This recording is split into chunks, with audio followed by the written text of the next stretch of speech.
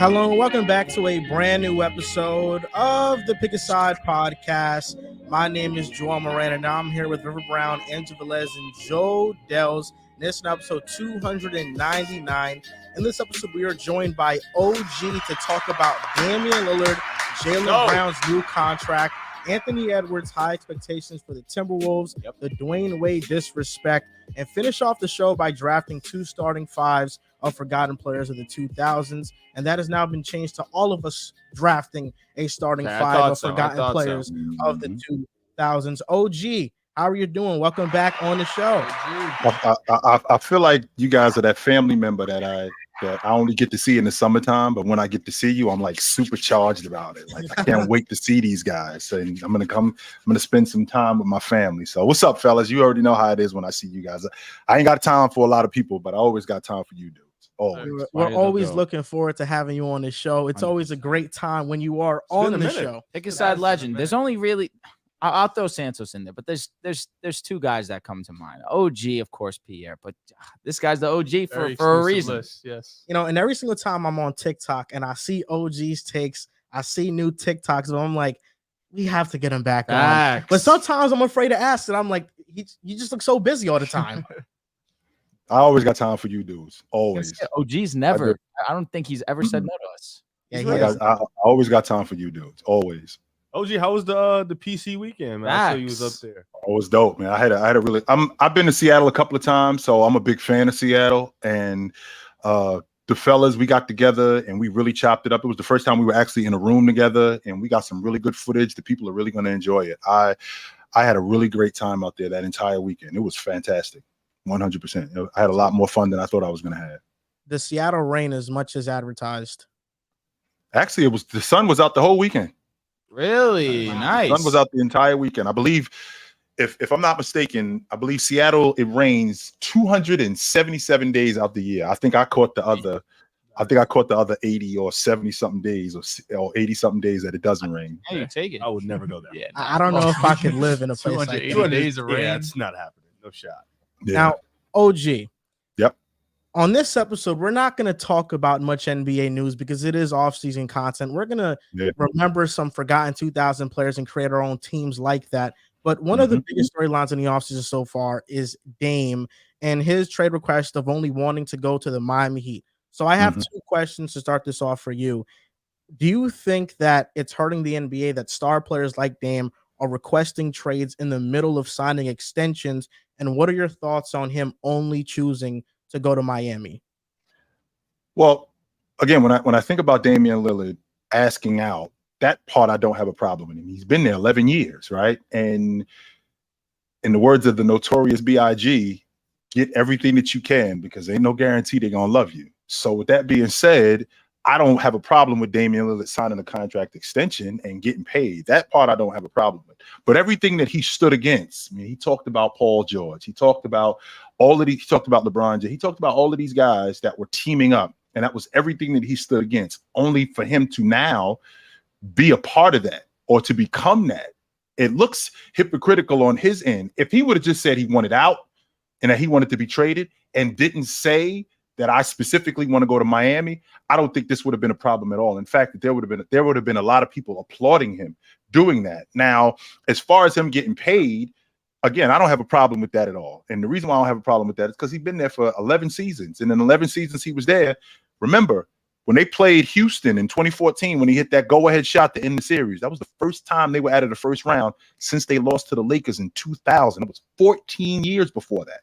So Damian Lillard has done a lot for that organization over the course of his time. So I don't have a problem with him getting paid. The issue is him asking out and where he was asking out to go to instead of just saying, I want out. Now, if he wanted to say, I want to go to Miami, what he could have done was he could have kept that behind the scenes. And let's be clear about one thing, Joel, and I'm not going to take up a lot of your time, but let's be clear about one thing.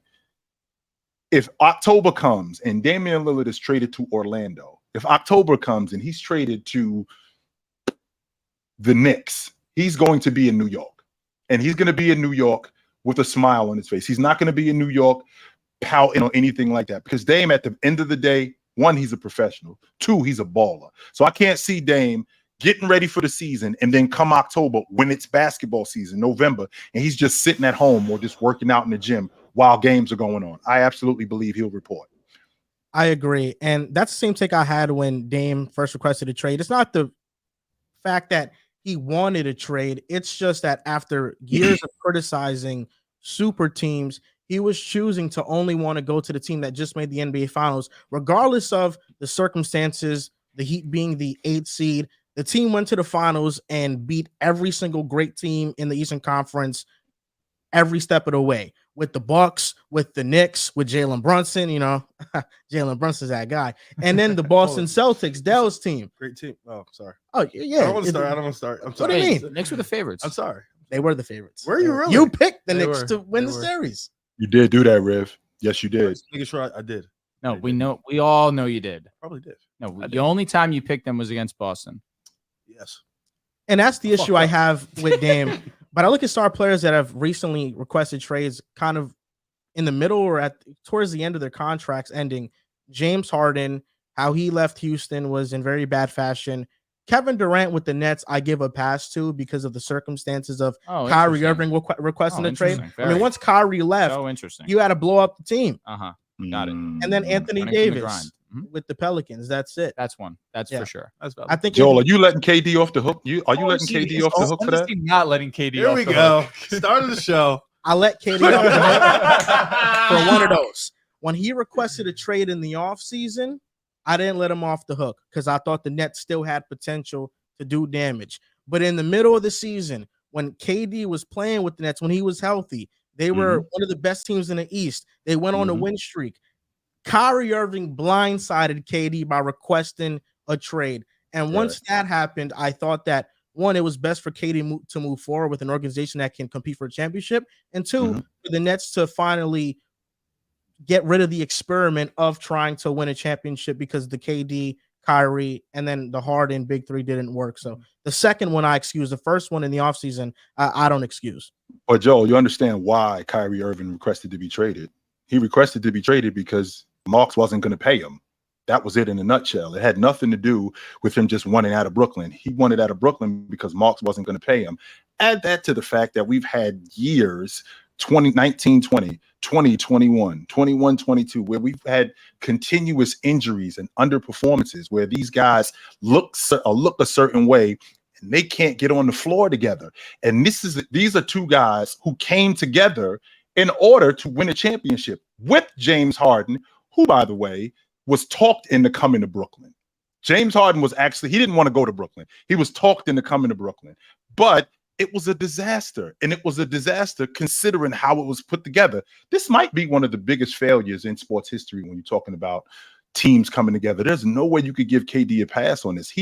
For what he left Golden State for, he could have stayed in Oklahoma City. There was no reason for him to leave Oklahoma. There was no reason for him to leave Golden State. It's one of the biggest failures, Absolutely. but I say it's one of the biggest what ifs in sports history. Oh, Because if the Talking Nets about that were year healthy when in they all get 2021 hurt. with James Harden and Kyrie Irving, they run through the East and they run through the league and win an NBA championship. through the so league is crazy. what's more of a failure, the Nets or the Clippers? The Clippers for me. Yeah. That's tough too because you I could think they say, both what on the if? same Hey, level. what if The Nets are just what if smaller Kawhi sample Leonard? size. What if They Kawhi have Leonard both of the didn't get same what injured? if.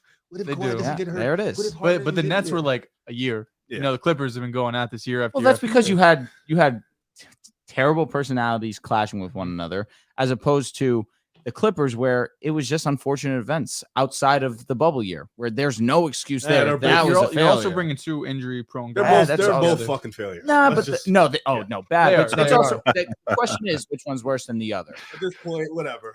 They're both failures. You trying to run from that is crazy. Run though, from by what? the way. That KD stuff. It's hilarious.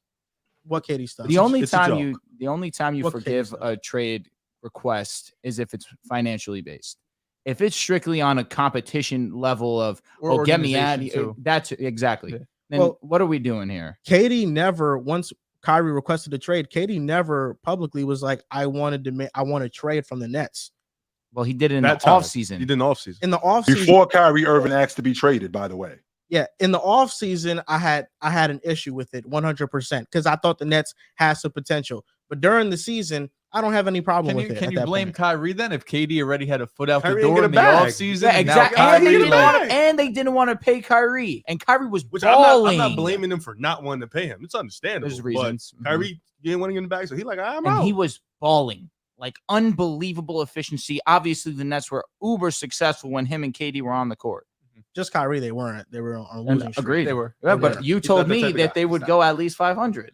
I that thought was that. fun. You know, I thought That was a Kyrie good was laugh, going to good giggle. elevate. They the let Nets. was like good win that times. first game without KD. Can you by 30 or believe? something. Can you believe how long ago that was? At But this you point know in what's the time? thing? If Feels like a Kyrie decade would ago. have stuck out with the Nets, I think they would have got to that 500 mark. He didn't give it enough Oh time. my god, He didn't. I don't think. Without I don't KD. think we needed to see it. But I understand Kyrie wanted to get paid. Yeah. But the thing is with me is like, I understand Kyrie wanted to get paid, but at the same time, I understand why the Nets didn't want to pay him. For sure. I think Sean Marks, look, listen, Kyrie, if you give me this full season, you make it through, you play at a good level in the regular season and in the playoffs, we have no problem paying you. I thought the issue was that. But you don't feel like that He would have been a just- lie? Because what if they would have got bounced in It the was first? straight a lie, Rev. He was out. Marks was out on Irv. Yeah, He was if they out got on bounced in the Kyrie first, you Irving. think he'll be like, all right, well, Kyrie played well in the regular season. Y'all went so far to the first round. I'm gonna pay you again because I think this No. works. If you look at the No. East and the landscape we just saw, I'm saying I'm thinking I'm just saying the Nets would have made the hypothetically. finals with Yeah, KD the Nets and would have, Kyrie. could have, my maybe. God. With What Claxton? are we Stop, doing? stop. With Yeah. Claxton? We don't know. Stop. You What just are saw the we Heat go to the finals. We doing? didn't even know they were going to the We're finals. back to They basketball. were- And you know what? Nets could have lost We're the back to first round. basketball talk. When was the last time we had a what the fuck moment? And you know Jesus what? And Christ. Claxton would have woke What? up everybody in the NBA about who he really is as a By doing player. what? You know who Nick Claxton They is, were man. doing what? What are you talking He's about? one of the How's he best doing? Defense, defenders the in the same way league. that Bam got everyone on notice too, even though Bam had a little bit more Bam's been on offensive notice. output. He's been a Yeah. minute. Nah, Bam's but been on Bam, notice. Bam most definitely showed out this playoffs. Claxton would have got Claxton that more same offensive. Claxton recognition. would have got That's more why I say that. recognition. But For going sure. to the finals is crazy. Fucking Claxton. Why couldn't they about go to the Bam finals? Who Adebayo. couldn't they It's too, beat? it's They there's weren't beating the levels. Celtics. Clown. But he's baby Why? out of We bio. won 10 Ooh. games in a row Claxton. against the Nets. That Or doesn't excuse me, matter to me. we had one blowout against Should I them. say We won 10 poor of the last man's? 11. What do you think, OG? Poor man's Bam out of bio, Nicholas Claxton. I don't know. I think his ability to switch defensely is Baby we should implies just that leave he can- Clax as his own guy. A poor man's. Are we saying that Ben? I'm sorry. That Bam isn't Bam, so he's a reduced Bam. Is that what we're saying about Bam Adebayo? Because Bam Adebayo, Yes, that Ba- Claxton is a reduced Bam out of bio. Defensively, no. Well, I don't think defensively. I don't think that As a they're. whole. I don't think they're that far apart defensively. I do Okay. think that Bam is better defensively than him. I actually think Nick. Tier one. I actually think Nick Claxton. I think he's a 4-man playing the 5 more Same than with Bam. anything.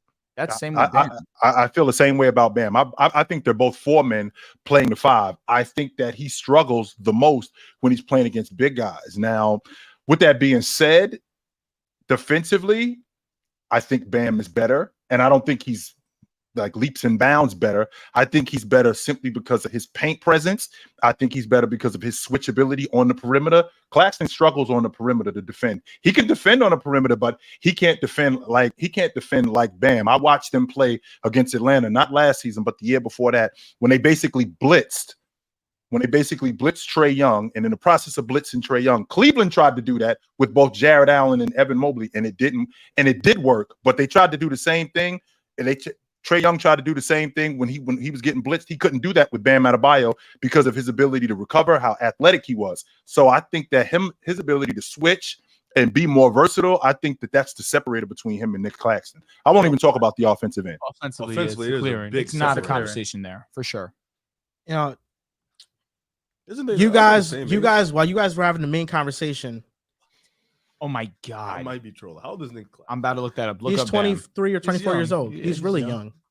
young. Claxton? 24. Yeah, yeah. It was Mhm. 26. Ah. Okay.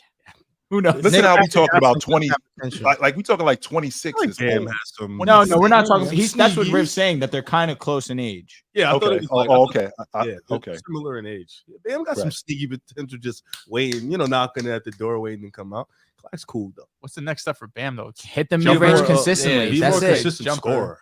I'll tell you what, this was the most Make easy consistent looks. he was. Make easy looks. That's a the fact. next. Don't get step. locked by Al Horford. That too. Yeah, make like he Yeah. Bam don't get locked up by nobody. He locks himself up. That's a he, fact. He He just shies makes away. There's open times where he looks. doesn't. He's passive. He's not aggressive. He gets the ball down low. He was arguably their best playmaker in the playoffs this Oh, year. yeah. Kind of crazy as Yeah. hell. He was great. While you Well, guys if were you having the conversation, what do you have to say, OG? Well, if you notice, they run the offense through Bam. Like a lot of their dribble handoffs, a lot of their pick and pop, pick and roll. That's through Bam. They get a lot of action with him when these guys are off the basketball. Buckets plays off of him. Kyle Lowry plays off of him. When they're looking to get Duncan Robinson shots. When they're looking to get Max Strus shots. A lot of that action involves Bam. So that's on the Bucks series. Huh? Top 30 player in the world right Now there. this. Is he not? Bam? He might Bam's top be. 30. He's Bam's close. top 30. He probably is. No, I'm being I rude. think he's pretty I'm being comfortable rude. top 30. You are being rude. Comfortable? We're not about to just name 29. No, we're No, not. for But sure he's, not. he's comfortable. But I he's think he's top comfortable 30. top 30. Oh, we could just say he's an all-star level Easy. center Lock. in a tier of an impactful championship level. I What the agree. fu- what No, the no, fuck he's does a that top even 30 mean? Player. You get mad wordy. Like, Perfect no, wording he's right top there. 30 What does that even player. mean? Semantics matter, bro. And That was I a feel lot like of right there- semantics. That's That him. was a Because lot of a lot of the- buzzwords. a lot of the way in how you All-star, rearrange- high impact. On order of a list is basically like in a vacuum. How far is Cat from Bam? I think they're similar players. And where's Cat? Like top Like, 25. not top 30? similar in their skill set, but I think Cat with his own team and his offensive skill set, you're gonna get more of an offensive ceiling and production For from sure. Cat. Yeah, so I'm saying Bam how with far is Bam. Cat? Like Cat's what, like top 25 in the league? I don't think Cat after the down season not top 25. I don't think so. I think he's comfortably top 40 though. A lot of Oh, good players in Cat. the league, man. God. There is. But Lot of Bam, good- but Bam- I mean, it's after a down season. I don't think that's crazy. Nah, I still think Cat's probably I don't like, know at 39 worst, players. yeah. better than Cat. Well, I that's think a little after strong. this Agreed. season, DeMontis Sabonis for me is over Cat by a little bit Okay. based off what Sabonis just did. I don't know if I could say that. Riv, you still in on Cat? Riv, are you still in? I mean, I'm in on Were you Cat. ever I'm in? I was never in. I But I, didn't don't think think he's so. not. I think he's like top 30. Lies, OG. But I just one said- time years ago, he told me Cat was gonna be better than Jokic. Did I? Did you say that, Riv? Oh, yeah. No, I didn't say that. Yeah, I was going Nah, to I was just kidding. I was just say, kidding. oh my I was about to God. say what? That was my other friend. That Ooh, that was nuts. he You said had it that for a though. second, He though. did, You were 'cause I- running. I had to You say say a lot like- of shit. That's why I You was say a like, lot of shit. Nah, years ago, when we were doing a podcast, it was on the NBA bubble. Riv did say that Jokic can easily be taken out of the game by Rudy Gobert. That's what you did Pardon say. me for thinking a fucking 3-time DPOY guy could take him out of a game. Sorry. He failed. All right, listen, I won't name 29 guys. I'll go to around like 20. You tell me who you think is better. Bam Adebayo or Pascal Siakam? I like. Pascal's already proven he could be the second best player on the championship team, Yes. and he So could is- also be a number one on the team. And For all the NBA playoffs. The player. Heat haven't won that championship, but they got there twice with Bam. How the hell are you looking at me? Because I think I was doing this by I think I myself? would slightly lean kind Bam. of. Yeah, you kind of argue. I'll go Slightly Pascal. lean Bam. James Harden, I'll go James Harden still. Kyrie Irving, I'll go Kyrie. PG, I'll go PG. Zion, I'll go Zion. Devin Booker, obviously. Can you name the obvious guys? De'Aaron Fox, Fox. I'll go Fox. Laurie, I would go Bam. understandable. Trae Young, Trae Young. Jalen Brunson, I'd go Brunson. Anthony Edwards, PG, Anthony Edwards. Jaren Jackson.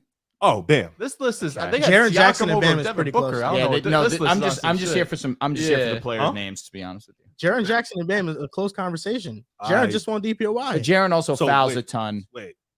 His offensive game, it's just that again, It if could we're be gonna consistent. if we're gonna discredit Bam for not being aggressive, same could be said for Jaren. Bam Let me- offensively wait, has wait. an edge over Jaron with the passing in And the post game, playmaking. but Jaron Jackson can stretch out the floor more. Way It's, more. it's inconsistent. And just has though. more He's not size. aggressive. His jumper is not consistent as you want it to be, though. But he can at least take them and make them. Well, you mentioned, Joe, that Jaren Jackson can stretch the floor. If Bam, particularly in transition, more than any time, let's just take the half court out, particularly in transition, when he goes, how many times have you seen him stop 16, 17 feet short and he's wide open? And if he knocks that shot down, how much more that opens up their offense, just particularly in transition? How much better would that make the Miami Heat if he just did that?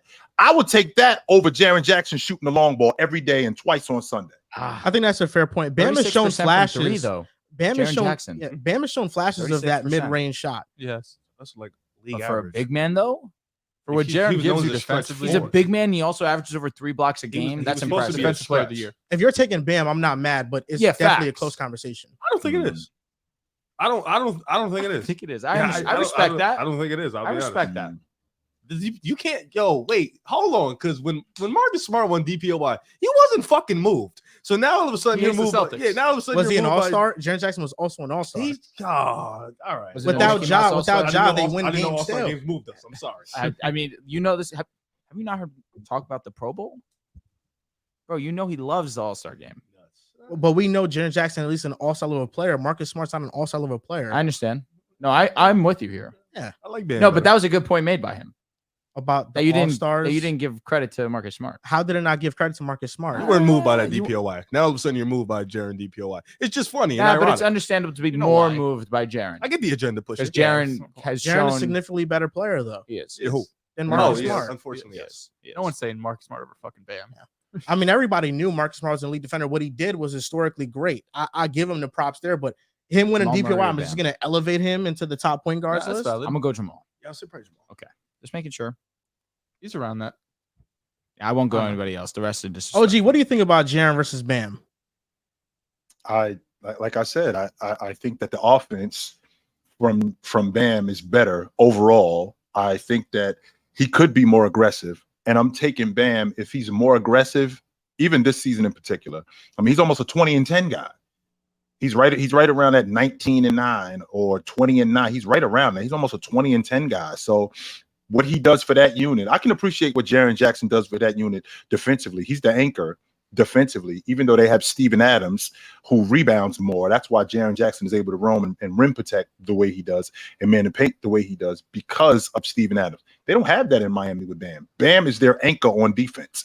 They don't have anybody. Bam cleans up everybody else's messes. Bam cleans up Kyle Lowry. Bam cleans up Gabe Vincent. He cleans up all of their messes. So when I think about him defensively, I think that Jaren Jackson is awesome. I think Bam is right there, but I think the separator is on offense. I think Bam is a better overall offensive player than Jaren Jackson.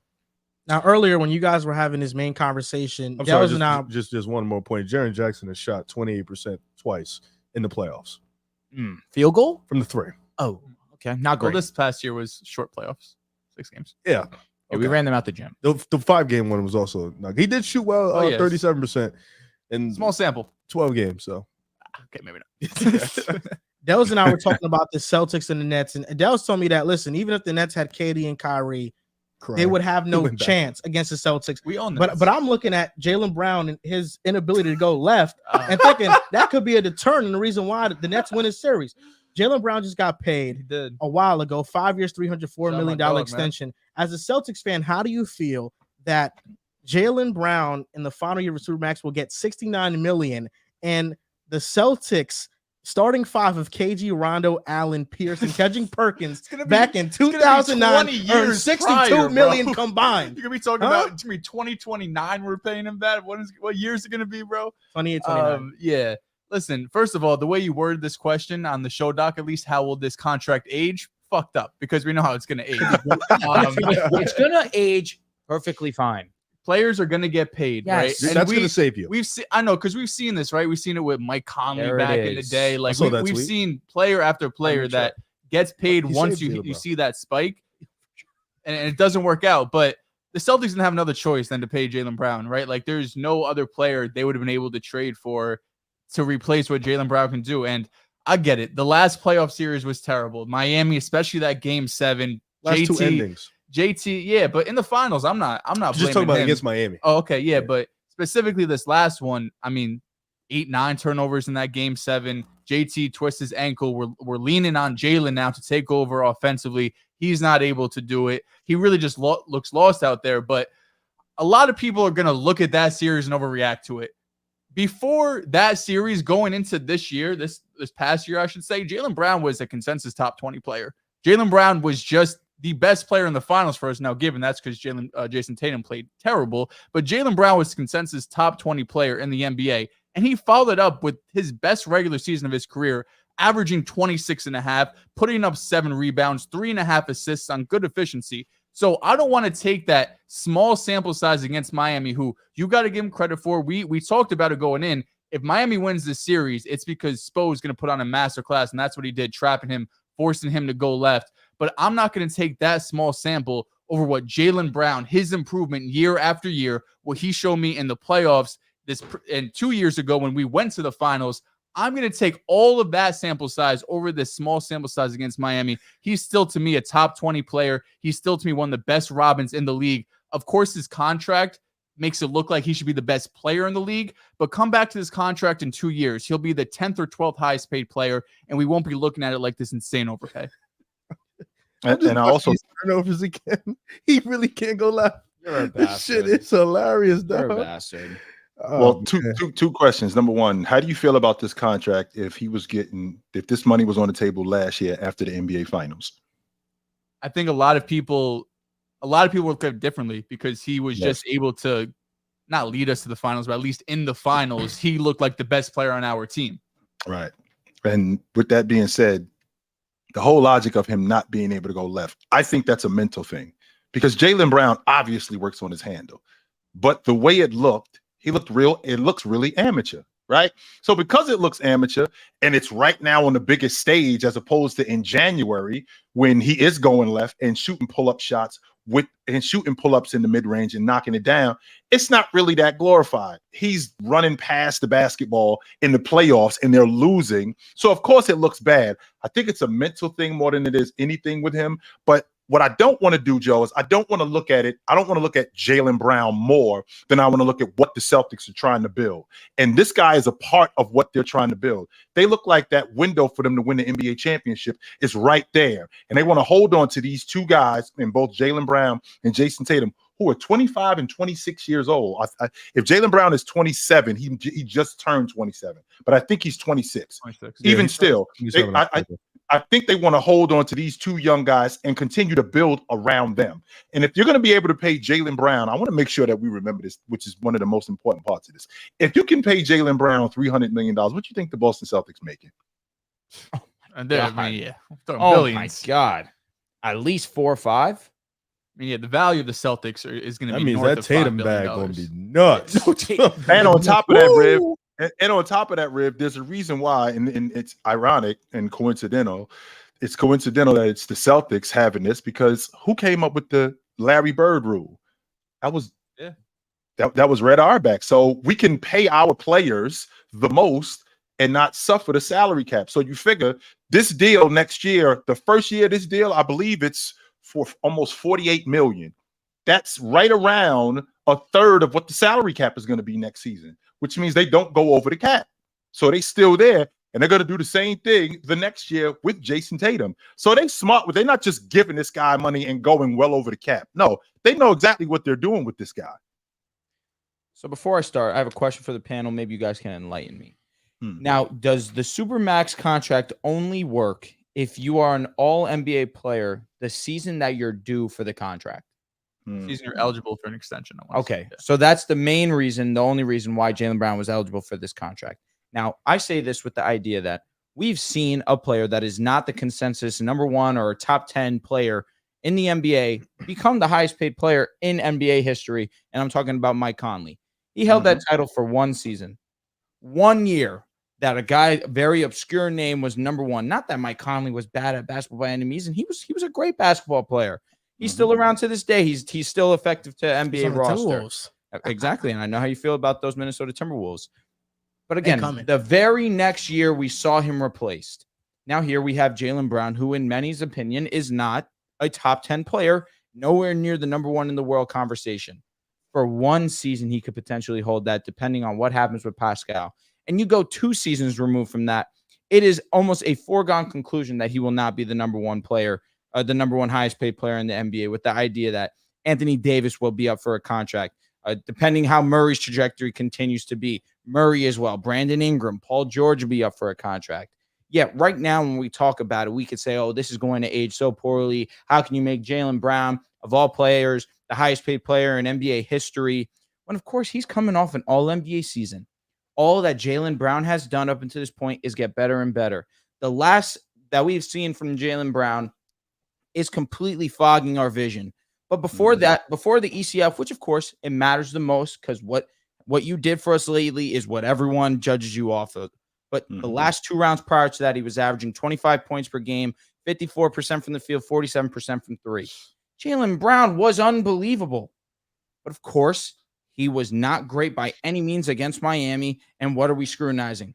What he needs to get better at, which is obvious. I'm not saying that he doesn't need to improve. He needs to improve his ball handle. He needs to practice continuing going left. He needs to practice on moving the ball with his head up and seeing other players in transition, seeing other players in the half court setting, becoming a playmaker. These are things that he can and will work on. These are things that are fixable.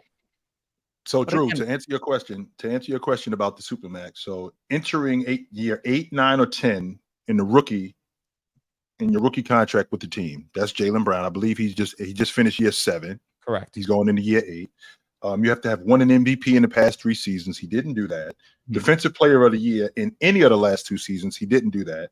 Nope. Made an All-NBA team in the most recent or prior 2 seasons. Well, he did do that. Right. And I thought that this season, because you just mentioned about what he had done in terms of having a career year, I personally thought that he was a first-team All-NBA performer.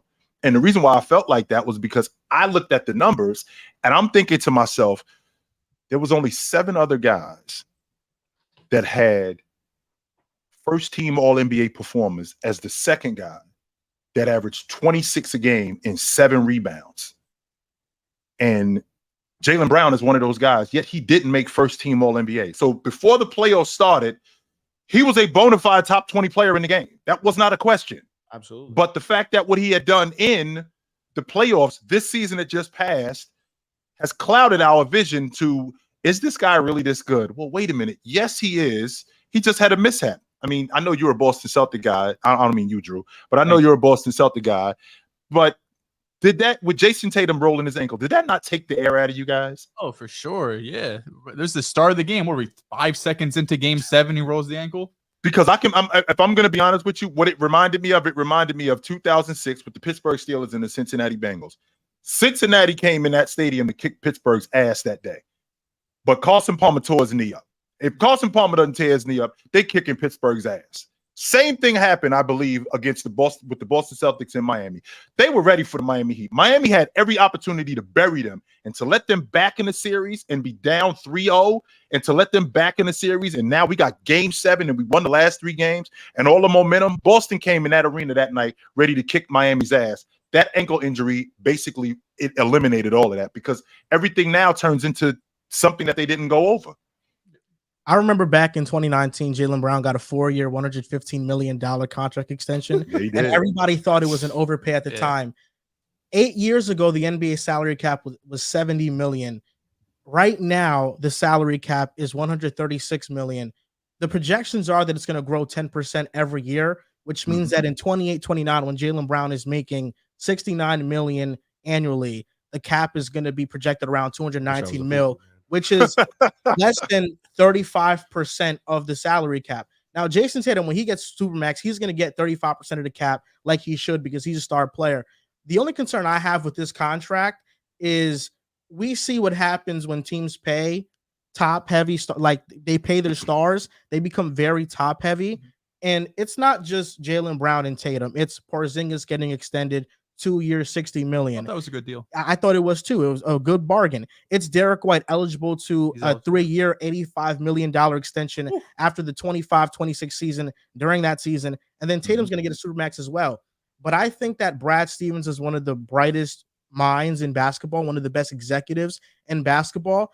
And he's already finding solutions for a problem that might exist years from now. He stockpiled a bunch of draft picks from this past draft by moving back from the 25th pick to go selecting Jordan Walsh in the second round. In 2024, the Celtics have 5 picks, 2 in the first round, 3 in the second round. Yeah, your pick, buddy. And picks are becoming more valuable than ever. So for me, I think while this is a problem, Brad Stevens has the ammunition to continue stockpiling young players on the Celtics team. So they're always going to have a deep rotation around Jaylen Brown and Jason Tatum. For sure. I think this contract is going to age just fine. I think from an annual salary perspective, people are going crazy right now. But given how much the NBA is growing, 10% each year, that's the projection. That's a lot of money. I think years from now, 28, 29, we're going to look at this contract, and it's just going to be a normal contract for an all-NBA level performer. It's like, what has he shown you that the floor Don't is? get disrespectful. What's the floor, Riv? Talk to me. He disrespects all NBA performance. He disrespected I Domantas know. Sabonis. We know what the floor of this duo That's is. because Kevin Looney fucking outplayed his bum ass. Domantas Sabonis? Yes. I'll tell you what, man. That Kevon Looney, would you rather? Have you gone back and watch it? Cook. Haven't. No, you did not cook. Who I took over. Just when we're done watching, when we're done with the show. Name me a bad name. Mitchell Robinson, I think I'm fine with. Blanking off the top of my head. I think Sabonis Over came- Kevin Looney? Yeah. I probably trolled. for sure. Because we Oh. just probably did. Mitchell Robinson is better than Kevon Looney. Oh yeah, fine. I'd rather have Looney. He's cheaper, more Saying available. because you're a Warriors fan. 80 The games. kid down in Charlotte is better than Mitchell Robinson. Mark Williams today. I agree. He's the starting five man in New York today. Mark Williams is Mark like Williams that. or Mitch Robinson champions? Did they have 20 Crying. Did they have 20 rebounds in a playoff game? Patrick McCaw's a I didn't champion, ask you too. that. Doesn't Did matter. they have 20 rebounds in a playoff game? No, they didn't. Oh, okay. That's they didn't. impressive. Against they your boy Sabonis. Remember that. Don't ever forget that. Sabonis had no help. They needed more interior presence. Yeah, this guy, no help. Who's the four man next to Sabonis? Y'all chose that route. It's Keegan. Y'all It's chose Harrison that. Barnes. He helped y'all get the third Domantas seed. Sabonis was chasing around screens on the perimeter. He helped y'all get a third seed. Anyways, Jaylen Brown. I'm not gonna get too disrespectful. What else did you have to do? What else could you have done in the moment? Paying Jaylen Brown really was the only, like, there wasn't gonna be another. You guys didn't want Kevin Durant. You didn't want to mess up the timeline. I don't think you guys really wanted to get into the Dame sweepstakes. Once again, you didn't want to mess up the timeline. Paying Jaylen Brown was probably the only option you could have done at that right moment. And once again, you guys are always so close to winning a championship. I mean, whether it's the ECF, the finals, ECF again, you guys are always right there. I don't think not paying him would have been smart or letting him walk would have been smart. I think Jaylen Brown is probably a good number 2. I think the better question is, how much better can he get from this point on? I think that's what you have to think about. It's not even about, like, the contract is big. He's going to be the 10th highest paid player in a year or two, then probably go up to like the 20th. That's fine. But will he live up to this contract for the next year and the year after that and the year after? Like, how much better can he get from this? Because it's not just the handles. I know we keep talking about the handles, but his 3-point percentage has dropped. He's not a consistent defender. The defensive consistency. 47% in the first 2 rounds from 3. No, I'm talking about in the regular season. Okay. Sorry, regular season. You're a playoff guy. That's why. Yeah, I understand. Things change. Yeah. No, I mean the defense consistency is not there. The off-ball work is not there. The handle has got to get better. The playmaking, like, there's more things that he has to work on. And he's still only 26, going to be 27 in October. He's still very young. He still has, he's entering his prime right now. So you have to look at it and, like, all right, we paid this guy.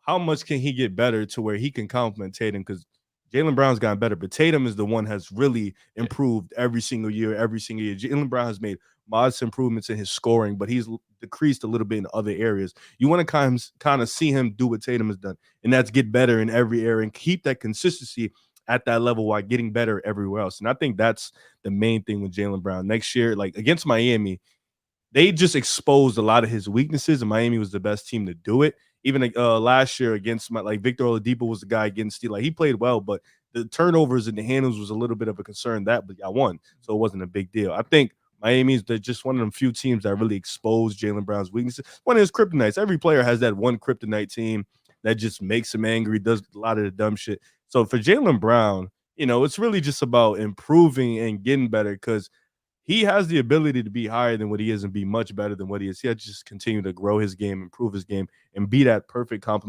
complementary piece next to Jason Tatum. And with the new CBA, you don't know what's going to happen. So you have to kind of be improving your game every year at a high level to even get back to that point, because teams are getting better in the East. There's teams, you just seen the Miami Heat team. That was the AFC beat you guys. So it's all about improving for Jaylen Brown. I'm not going to get too rude on the guy, but it's for sure just all about improving. And he's 27. He's going to be 27. So you're entering your prime. You have a lot of time. Work on your game, and you should be all right.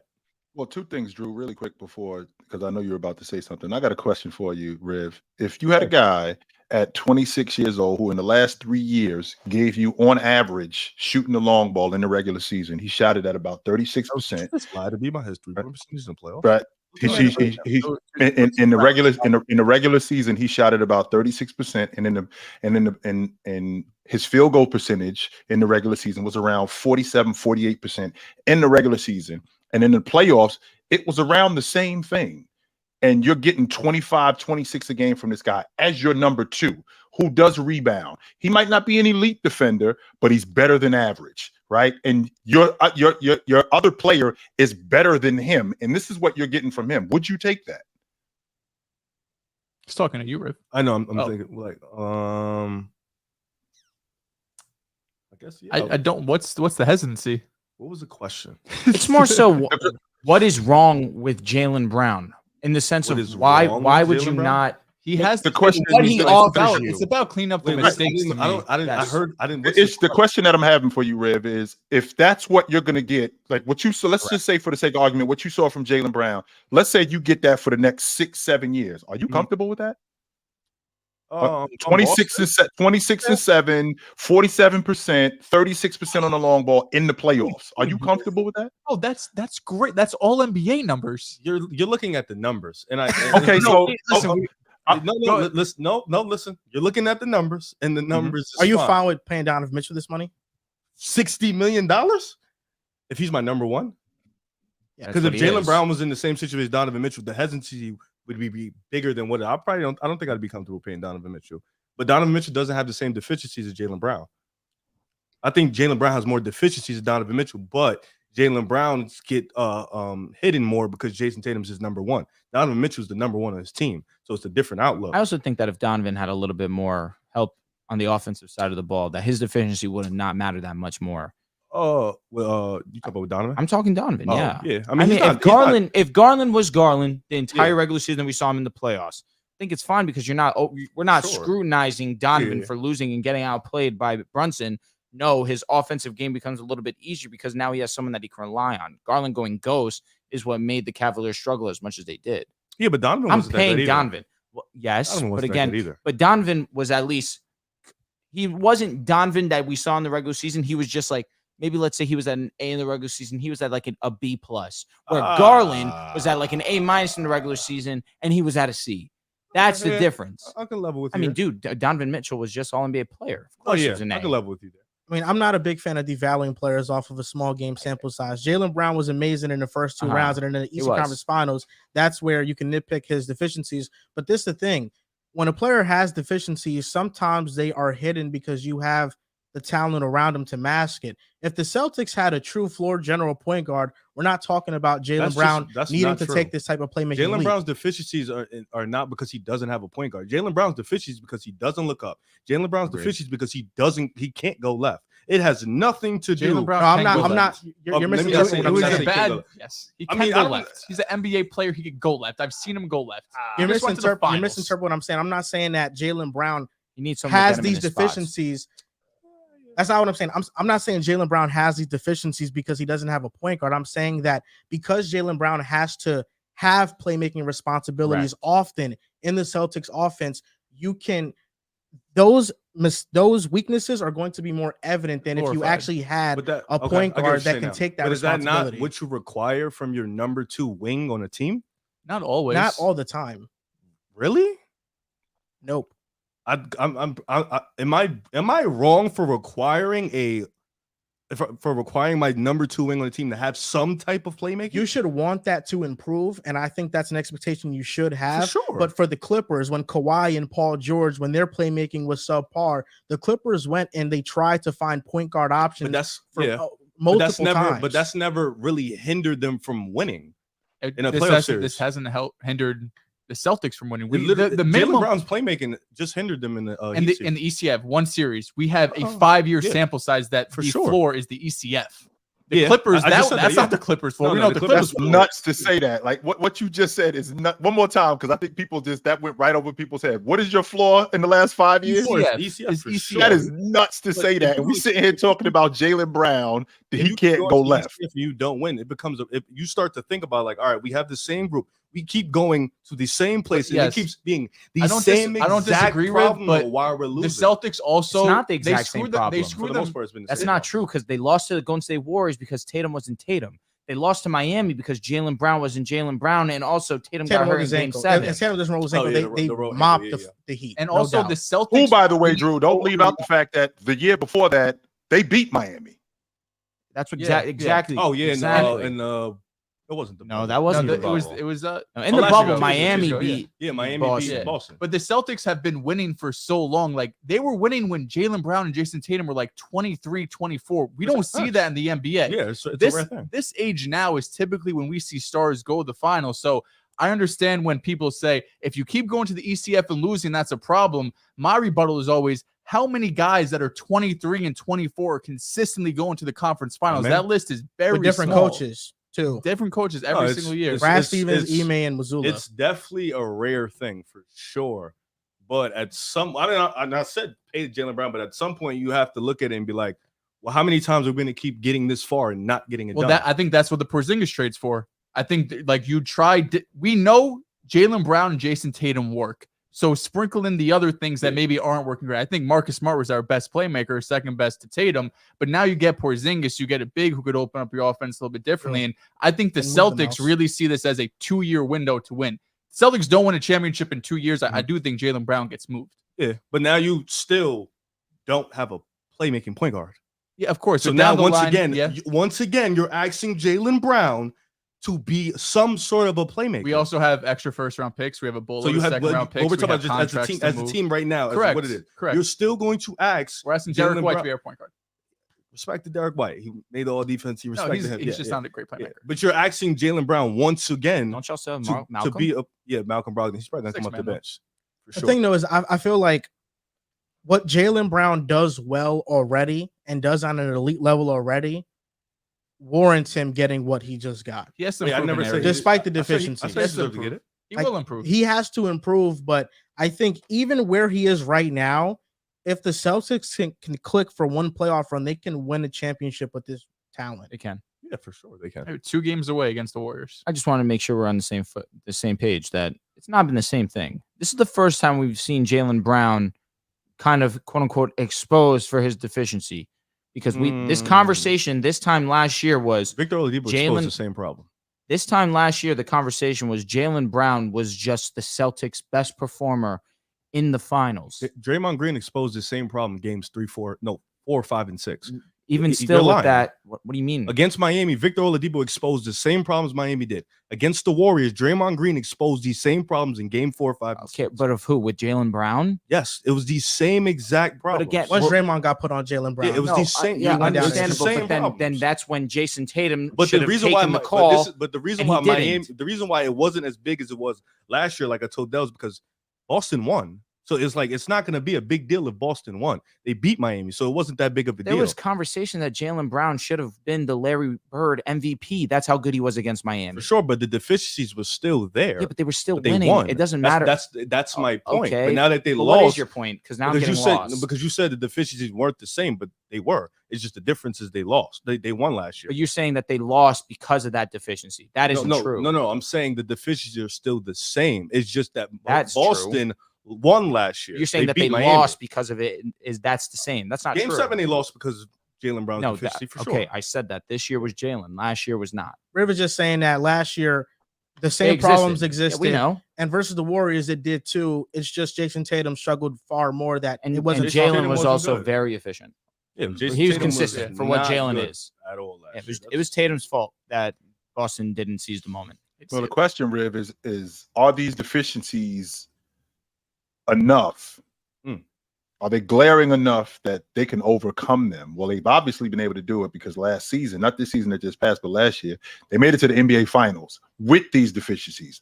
This year, they were in the Eastern Conference Championship with these deficiencies. So now the argument can be made, well, they're going backwards. Well, how far are they going backwards? Well, we're going to see this year if this doesn't improve. Now, when I say improve, Riv, I don't mean that he's got to have a Kyrie Irving handle. He's got to have a Kenny Anderson handle. Now, I'm not going to go that far. But what it can't look like is it can't look amateur, which is what it does look like.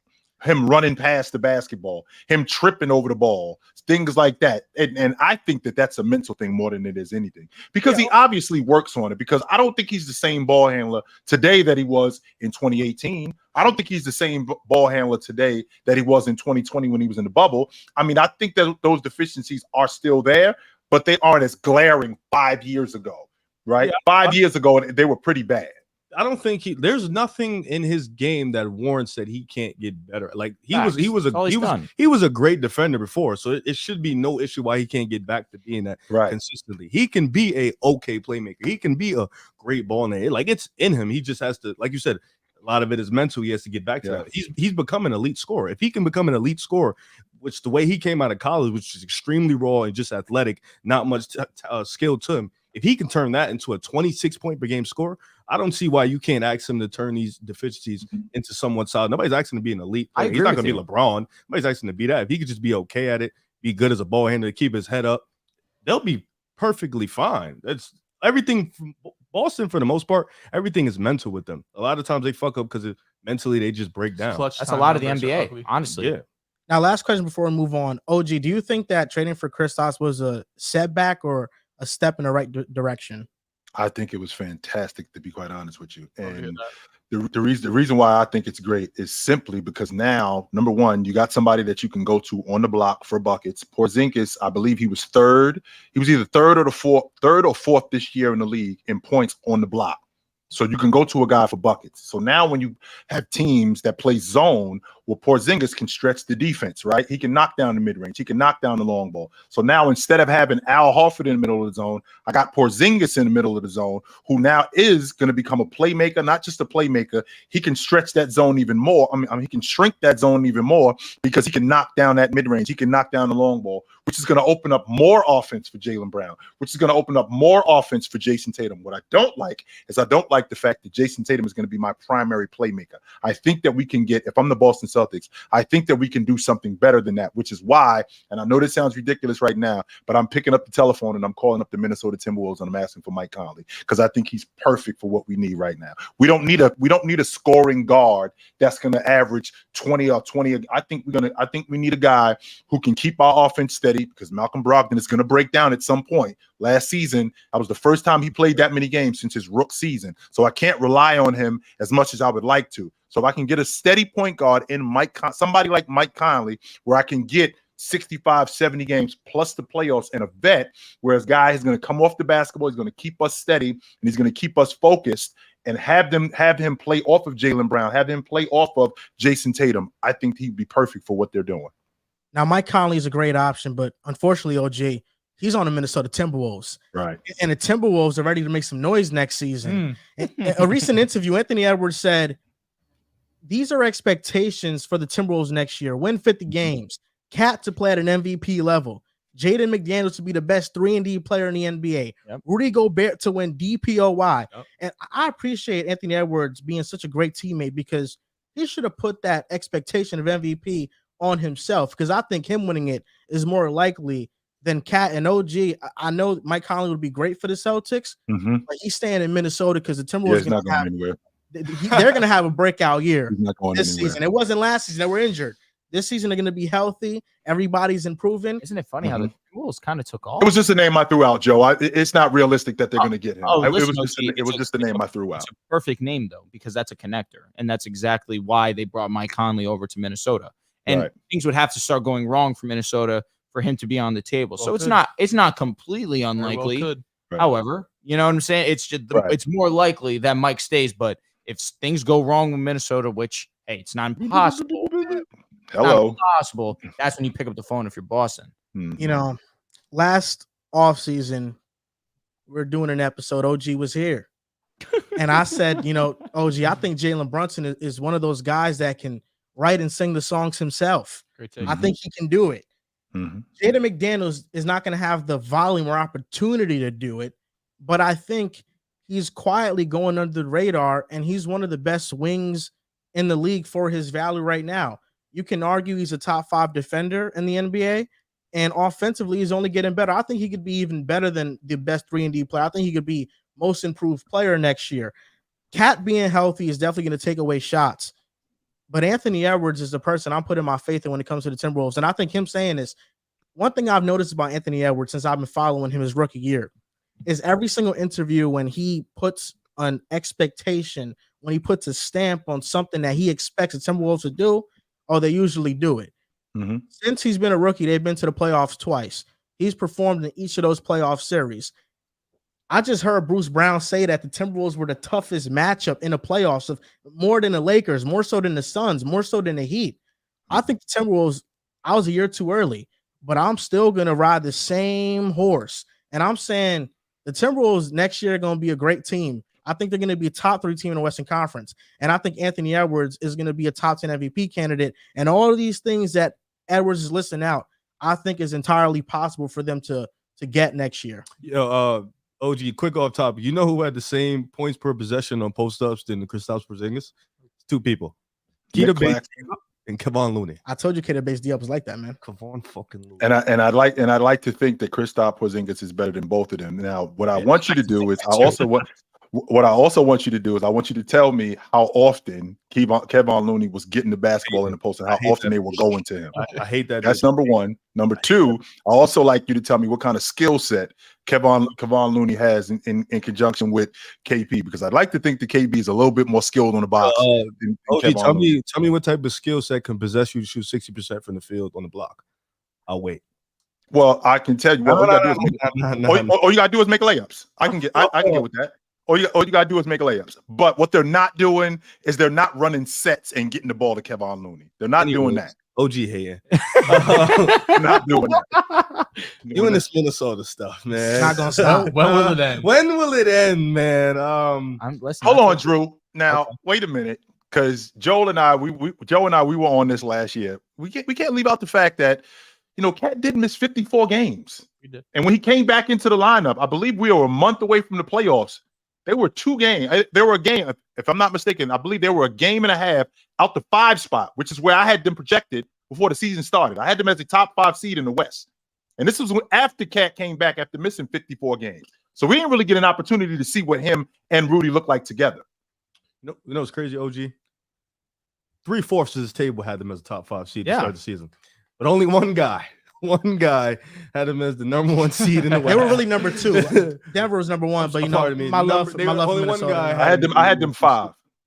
We all had them 5. Couple things Ant said. Couple of it makes sense. Rudy Gobert could win defensive player. I don't know, voter fatigue might not allow him to do it, but he always would be up there, have the numbers, have the impact. Jaden McDaniels for MIP, I like that. He's definitely a guy that can improve. Defensively, he's amazing. Offensively, he adds more wicked to his game. He can be good. The Cat one. The Cat one is that's the only one that can't happen. Yeah, that's probably like the one likely. Ant Edwards for sure. Minnesota for the Cat one is probably the only one that's probably not likely to happen, unfortunately. I just don't think Cat's going to be at that type. I think Ant's going to fully take over the team this year, fully be the number 1 option. Cat's going to play off him. And I think that's going to help Cat. I think that's just going to help Cat focus more on the defensive end, be a little bit. I mean, he's already efficient as fuck, but just really focus more on the defensive end. And it's going to make them a more sound team. I just think Ant-Man is just propping up his teammates. And I think that's something you got to do as a leader. You got to give your teammates the confidence and instill that confidence in them. If you can do that, best leaders, man. Yeah, he's for sure one of the best leaders. For his age, he's brilliant. He's one of them ones, and that's what you got to do for guys like that. And it's crazy because all those guys are pretty much older than him. Outside of I want to say Jaden, I think Jaden's the only one younger than him. But for the most part, all of those guys are older than him. Mike Conley, Cat, Gobert. They're all older than him. So for him to have that, Nas, I think, Nas is definitely a little older. Facts. Yeah. So Nas is young, bro. He's 24. Facts. Yeah. So for him to have that type of confidence in himself and to give it to his teammates, that's just the one thing you got to praise about this whole interview. And that's the one thing I got out of it. Like, he is fully ready to take over the Minnesota Timberwolves franchise, fully ready to lead them into the charge. And that's something you want in your superstar player. Jaden's a year older. Anthony Edwards is 21. Wow.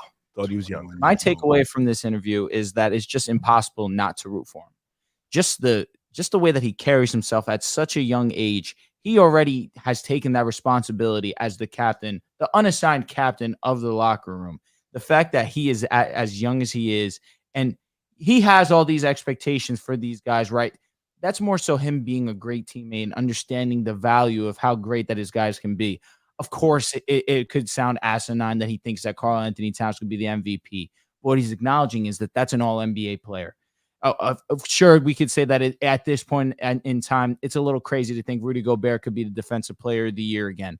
But it's understood that Rudy Gobert is one of the best defensive players in the league. J-Mac, he has already solidified himself as one of the best perimeter defenders in this game. He locks up LeBron all the time. He can shoot the ball extremely well. It's unfortunate that he was a little out of his mind and lost himself and broke his hand, that he wasn't available to actually lock up LeBron when it mattered most. It's really unfortunate. It is. But of course, we understand how the leader of all this is Anthony Edwards. He never mentioned his skill set, not once. He understands who he is. He says, I'm going to go out there. I'm going to have fun. That's just who I am. I trust that.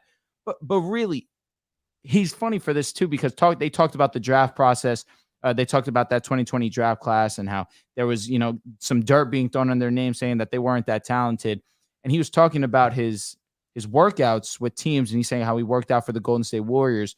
And he said that Steve Kerr told him that he had to go harder, that he didn't seem like he was going that hard. And it's just like, wow, to think that Steve Kerr acknowledged that with him very early on. And Anthony Edwards has carried that with him throughout so far his entire NBA journey.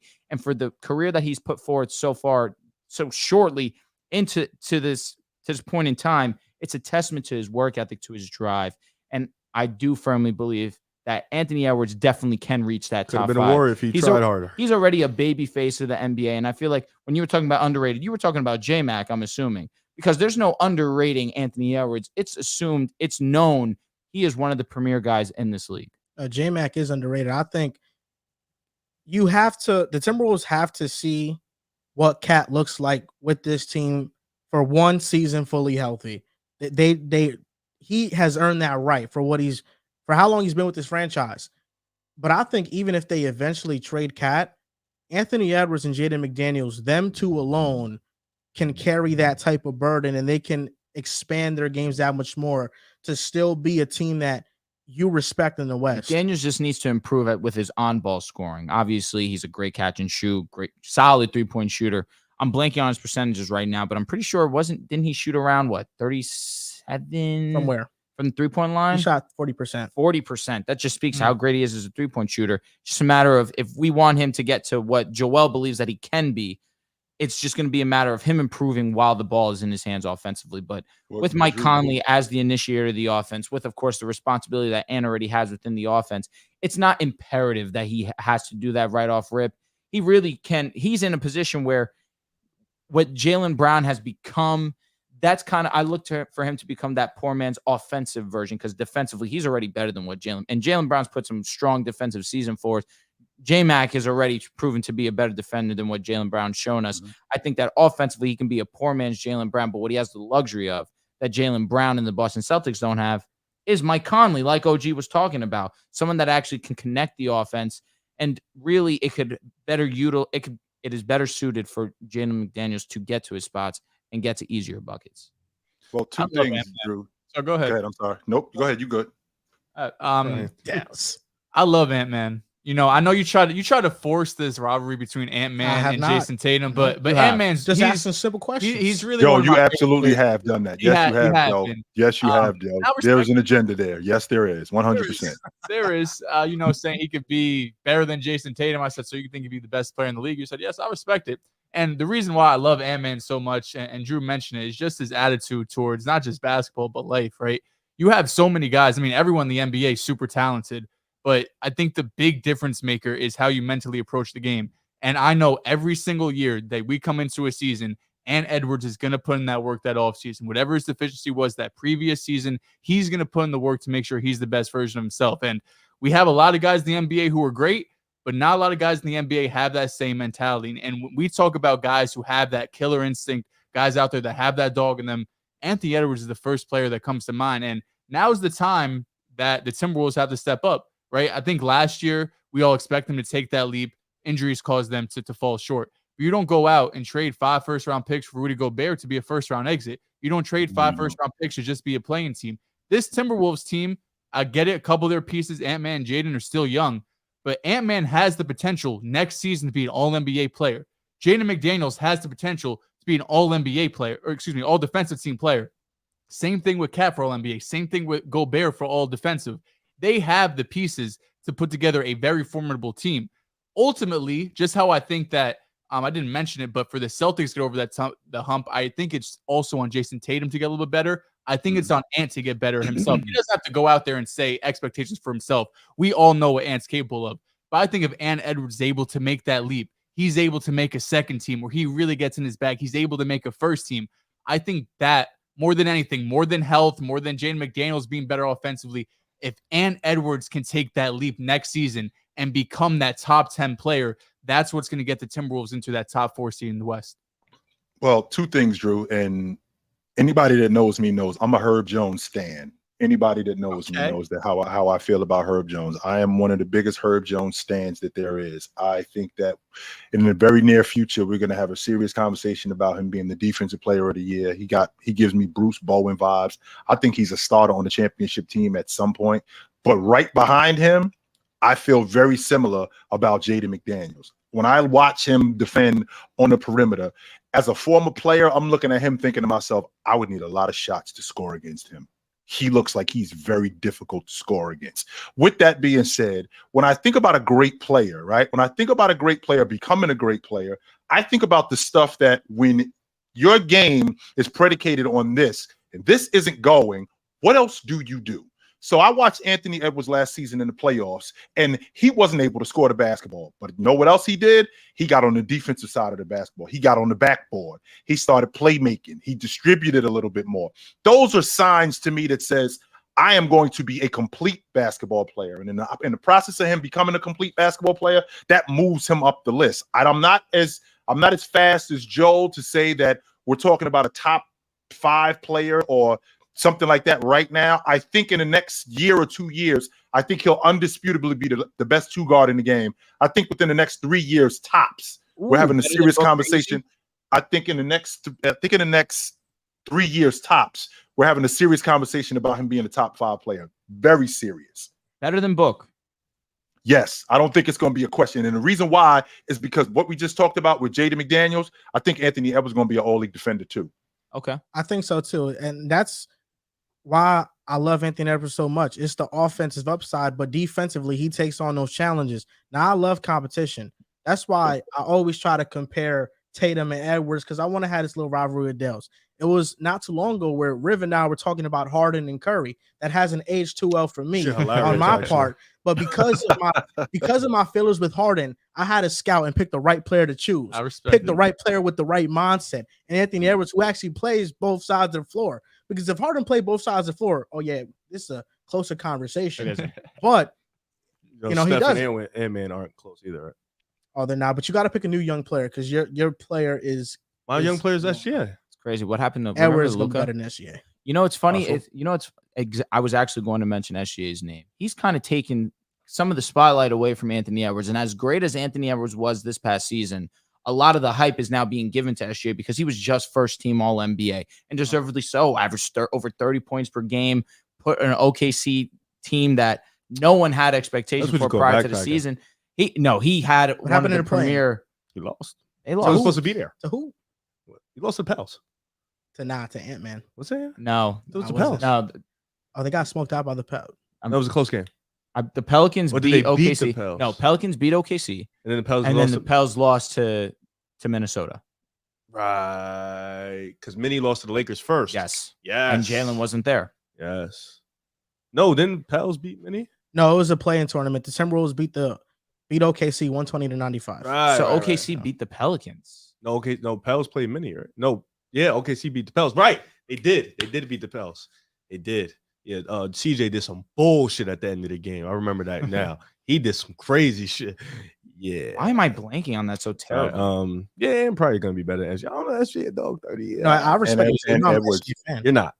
And Edwards, and this is a bit of a throwback for you guys, but when I watch Edwards, and I'm also on record saying this, he's a more athletic version. To me, when I watch him, he's a more athletic version of Mitch Richmond. When I watch him, that's who I see when I watch him. Run TMC. Yeah, that's who I see. I see a more athletic version of Mitch Richmond when I see him, and a better defender. We have some super chats here, only 3. This from SS Austin. The team is not going to be good as depth-wise with him getting this contract. 3 guys are going to take up 80 to 85% of the cap. This gives them a 2-year window. Austin, you got to remember, man, we got bird rights, so we could go over the cap with guys like this. It's not like we're just going to get these guys and it's going to screw up all the money. No, that's why you have bird rights, so you could pay your homegrown guys more money and it doesn't affect the salary cap. You feel the same way, Dehls? Yeah, I mean, I think it's a 2-year window. If the Celtics don't win the next 2 years, I think Jaylen Brown, Porzingis, one of them is going to get moved. You can't, at some point, once you're 8 years into this, if it doesn't work, you just got to take the help. RJ team goes, Jamal Murray is starting to become overrated. How many point guards are you picking to be your number 1 option on your team over Jamal? Probably the say it ones again? that have done it. What I was the think question? didn't we do this? That Jamal Murray's becoming overrated. How many point guards will we pick over Oh. Jamal to be the first option on a team? 6 or 7 at this point How in many time. point guards? Okay. 'Cause it's Steph, it's Luka, it's Dame. Well, if we're starting franchise, I get that they're older, but regardless, Oh, I'm no, just that's going to go more off than 6 talent. or 7 to be the first option on Yeah, the like team. the So number point guard, he one? said though. So point guard. Said point Some guards. point Yeah, the guard. first option. No, your number one option. First option point guard. How No, many just your point number guards one are you option. Just first picking? option. How many point guards are you picking to be the number one option? So I got 3 right now, Drew. That's I got 3 from you right now, Drew. You said Steph, Luka, I'm Luka, saying De'Aaron Fox. Dame. SGA, Trey Young, Yes. Trey Young, SGA. John Morant. Tyrese. He's in that Halliburton, Jalen Yeah. Brunson category. That's where he is. For sure. Yeah, I think it's about 10 point guards over Jamal as the first option. Mhm. I think Jamal is the perfect number 10 2. point though. guard. We just only named I ain't 6. going that far. I'm not going that far. I'm not going 10. Tyrese? Steph, No. Luka, Tyrese a 2 in my opinion. SGA. That's 3. John Yeah. Morant. Uh-huh. Trey Young. I don't love John Morant. What do you mean? No, I don't OG love John stop. Morant. We're stuck on 4. Ja's more of a 1 than We're talking Jamal about Murray a number one is. option on your team, OG. Look at what he did Please to the stop. landscape of the Stop. Grizzlies. He completely changed Respect John how Morant, you view man. them. Only difference is that they win without him, though. That's the In difference. the regular season, they don't run in the playoffs without him.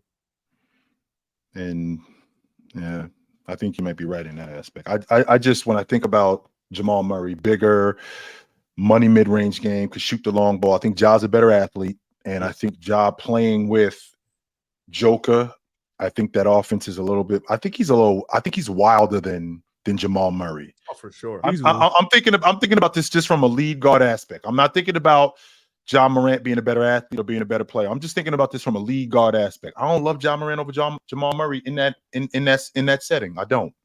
I don't love a lot of guys in that setting outside of Jamal Murray. I don't want to not use this as a knock to Jamal because obviously he's done it for 2 playoffs where he's just been unbelievable as a scoring option. It's a luxury to play alongside Jokic, and I'm not trying to use this as a negative, but of course, Jokic makes the game a lot easier on Jamal. And you could say vice versa. Of course, Jokic doesn't have to have the same scoring responsibility that he can, of course, use if he needed to, but just the playmaking that Jokic possesses that allows Jamal to get into these spots. It's just a huge bonus that he gets to play with them, where Ja really is the creator, is the initiator, has to do everything for that offense. Because defensively, of course, they're sound, and that's not Ja's strength by any means, but offensively, it is heavily reliant on Ja Morant and what he can do with the basketball. Is De'Aaron Fox over Jamal as the number one option?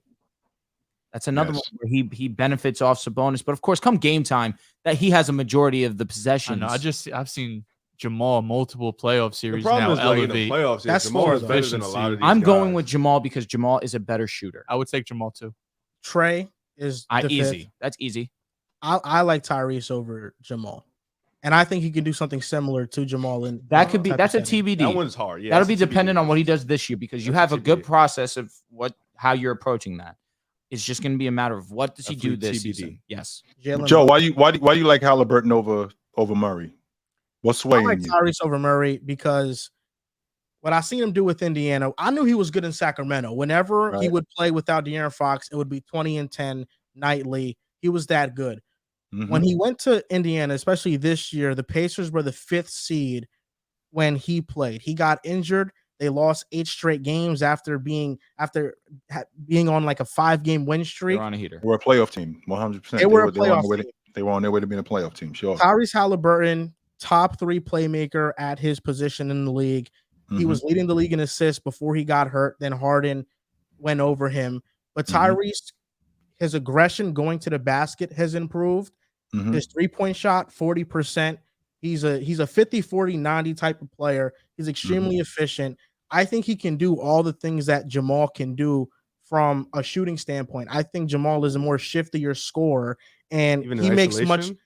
much more shots. I think Jamal, he makes much more tougher shots. But Tyrese, I think from an efficiency standpoint, playmaking standpoint, he can offer more than Jamal. And if he's my number one option, I think the ceiling is much higher with a Tyrese-led team. I think Tyrese, this is high praise, but I think he is the modern day Steve Nash type of player. I think him and Trey remind me a lot of a Steve Nash type of player. I don't know why I keep hearing that, because that when I hear that Steve Nash comparison, that makes me nuts. I've heard you ain't the first person to say that, and that makes me nuts when I hear that. That's number one. Number one. Number two, I mean, Halliburton, as the tough shot maker that he is, Jamal Murray is equally, if not a better tough shot maker. I'm talking about a guy who comes off pick and rolls, who comes off pick and pops with hands in his face, right, and knocks down 17, 18 footers when the Lakers or when Minnesota is on an 8-0 run, and now they've slowed them down. Jamal Murray, he sticks that mid-range, or he's getting N1s at the basket. So when I think about a tough shot maker, I think I put Jamal Murray right at the top of that list. I'm not sure that Halliburton is a better tough shot maker than Jamal Murray. No, I agree with you. I think Jamal Murray is a better tough shot maker than Tyrese Halliburton, but I think Tyrese can hit tough shots as well. I think from a tough shot standpoint, Jamal gives more to Denver's offense, but if you have Tyrese in that offense instead of Jamal, I think the playmaking expands, the court expands for everybody else. I'll also say this: the playmaking responsibility kind of got shifted towards Murray in the finals, where he had multiple games of over 10 assists. I think there was only one game he didn't have double-digit assists. It's like, obviously Jamal possesses that, and I'm not here arguing saying Tyrese Halliburton he's obviously the better playmaker, but scoring the basketball, I very clearly lean with Jamal. Playmaking, yes, you give it to Reese, but Murray definitely has those capabilities. Hallie clears. No, absolutely. Jamal, absolutely. Drew, before you, I'm sorry, Joe, to interrupt you, but Drew, when you say he's clearly the better playmaker, what do you constitute as playmaking? Because I like to think, yes, also, I get it. You got to pass. I think being a distributor I think that's only a small part of playmaking when as a distributor. I think that's a part of being a playmaker 100%, but I do think that there's a lot of aspects to playmaking other than distribution. I don't disagree with you. Passing the basketball, I'll speak more broadly then. Passing the basketball, yes, it's Tyrese. Playmaking, even still, I lean Tyrese, given the fact that, yes, he is a better passer, but it's the creation aspect. Obviously, he's one of the most efficient guards in the game. He was 1% off from 50-40 on 20 and 10. It's just that overall, I think that's why I lean the playmaking side with Reese, but scoring the basketball, to me, it's a very easy conversation. Jamal can just do it from all levels very effectively. And in the playoffs, he's elevating. Tyrese sees the floor better. I think that's what it comes down to. And I think he can read things before they happen better than Jamal. Jamal is in a unique position where he's playing off of Jokic. That's not to take away from his greatness, because it's been 3 playoff runs. The first one versus the Blazers, then the second one in the bubble, then this past one where Jamal's been amazing. But he's a weird player where usually you see players perform that well in the regular season and regress in the playoffs, where in the regular season, he's not even an all-star, but then in the playoffs, he's playing at an all-NBA level. Ridiculous. So I think that is the turning point right there. Tiebreaker. For me, I'm like, well, if Jamal Murray was on the Indiana Pacers instead of Tyrese, do I think they're the 5th seed in the East at the time that Tyrese gets hurt?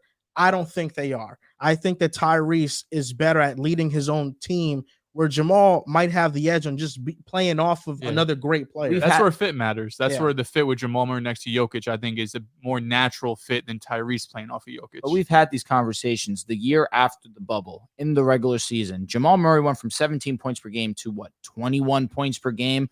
I think he also improved his 3-point efficiency as well. We saw him take that leap in the regular season as well. I don't know if that's a fair statement to make, because we saw him progress, just strongly increase in the regular season prior to, of course, his torn ACL. And then the most recent that we saw of him was obviously this finals run, or excuse me, this season with this final run included. So I feel like that's a hard claim to make.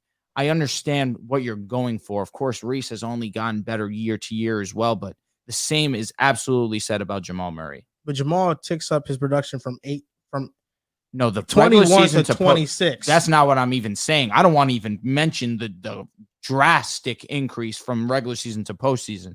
I'm strictly talking regular season, when the year before the bubble, or the year of the bubble, he was 17 points per game in the regular season. The year after the bubble, he brought his regular season averages to 21, 4 points higher, and more efficient from 3. So we saw that increase as well. And of course, he has the ability to play make. It's, again, he plays with Jokic, so people try to use that against him, where I still believe firmly in his abilities. I mean, for me, if I'm a Nuggets fan, any of these names we're naming, I'm not taking over Jamal.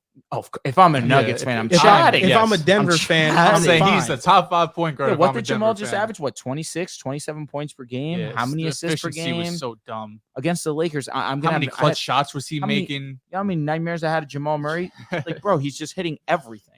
Football CF Candy says Celtics, Drexler, Blazers. That's the best comp in my opinion, Dehls. What was it? That the current Celtics are the Clyde Drexler Blazers. They never won. Yeah, I mean, the Celtics, these guys are 25, 26 years That old. comp stinks. Like, there's Terrible. the talent, I don't know. Terrible. That is horrible. Like, the Celtics are going to Terrible. be favored to go to the finals, the favorite to win the East for multiple seasons upcoming. We have a great GM in Brad Stevens. Joe Mazzulla, the coaching staff has improved. I'm a fan of Joe Mazzulla. Like, it's not just the players that you could look at. I think organizationally, the Celtics have a lot of things in place to be good for the next decade. I actually was that? don't get it. What was that Blazers team? It was what, Porter, it was Clyde, Yeah, it was Porter, Poindexter. you had Porter at the 1. Ralph You had Sampson. Drex at the 2. You had Jerome Kersey at the 3. You had Buck Williams at the 4. And you had Kevin Duckworth at the 5. You had that's Drazen, I don't you had Drazen Petrovic playing behind him. You also had Cliff Robinson also in that rotation. I'm leaving out somebody else. But those are the 7 guys that I remember. But with the Drexler logic, I mean, I thought he was comparing Drexler to like Jaylen Brown. I'm like, Drexler finished second, and Drexler finished second in league MVP votes in '82 to Jordan. He was in the conversation as a top 5 player in the game. That was going on during that time. Santos donates $5 just for the heck of it. Shout out to Santos. And then Devin goes, I don't even got shit to say, just 10 for the boys. Thanks, brother. Appreciate you. Thanks, brother. This week in the NBA, I have one this week in the NBA, and it's that the Phoenix Suns got some new uniforms. They got some new threads. Okay. Yeah, I mean, that's what have been a lot of the this week in the NBA, some uniforms. Don't even cap. put on Don't even got display. one. The Pelicans got a new uniform. I'm It's surprised. ugly. I I didn't didn't see see it. it. It does not look good. It's something about the city. Their nickname for their city. I can look it up. That's not That's my actually this not week that in bad, the NBA. What do you think Okay. about the Suns uniforms? I like them. I like them. Yeah, it's I on like the them. They're YouTube. actually cool. I like them. They're That's very a clean. throwback. It looks similar. Yeah. It's a little bit different, though. Yeah, okay. Look like our style type. Low key. It's gonna look whack if they get bounced in round 1. Now, do you think they're gonna get bounced around? Knew So that they question was just coming. got Keita Bates Diop and Yuta Watanabe. I actually like what they've done with their rotation guys. I do like that.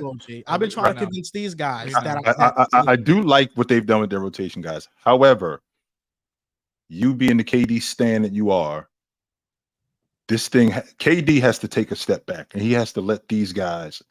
I don't like this fit. I don't. Not Jamal Murray. I'm sorry. Devin Booker and Bradley Beal both play the same position. And now what you're asking, you're going to ask Devin Booker to move over to the lead guard, which he's never done, by the way. You're going to ask him to move over to the lead guard and be your primary playmaker. You're going to ask Bradley Beal to play the 2, and he's been breaking down the last 2 seasons.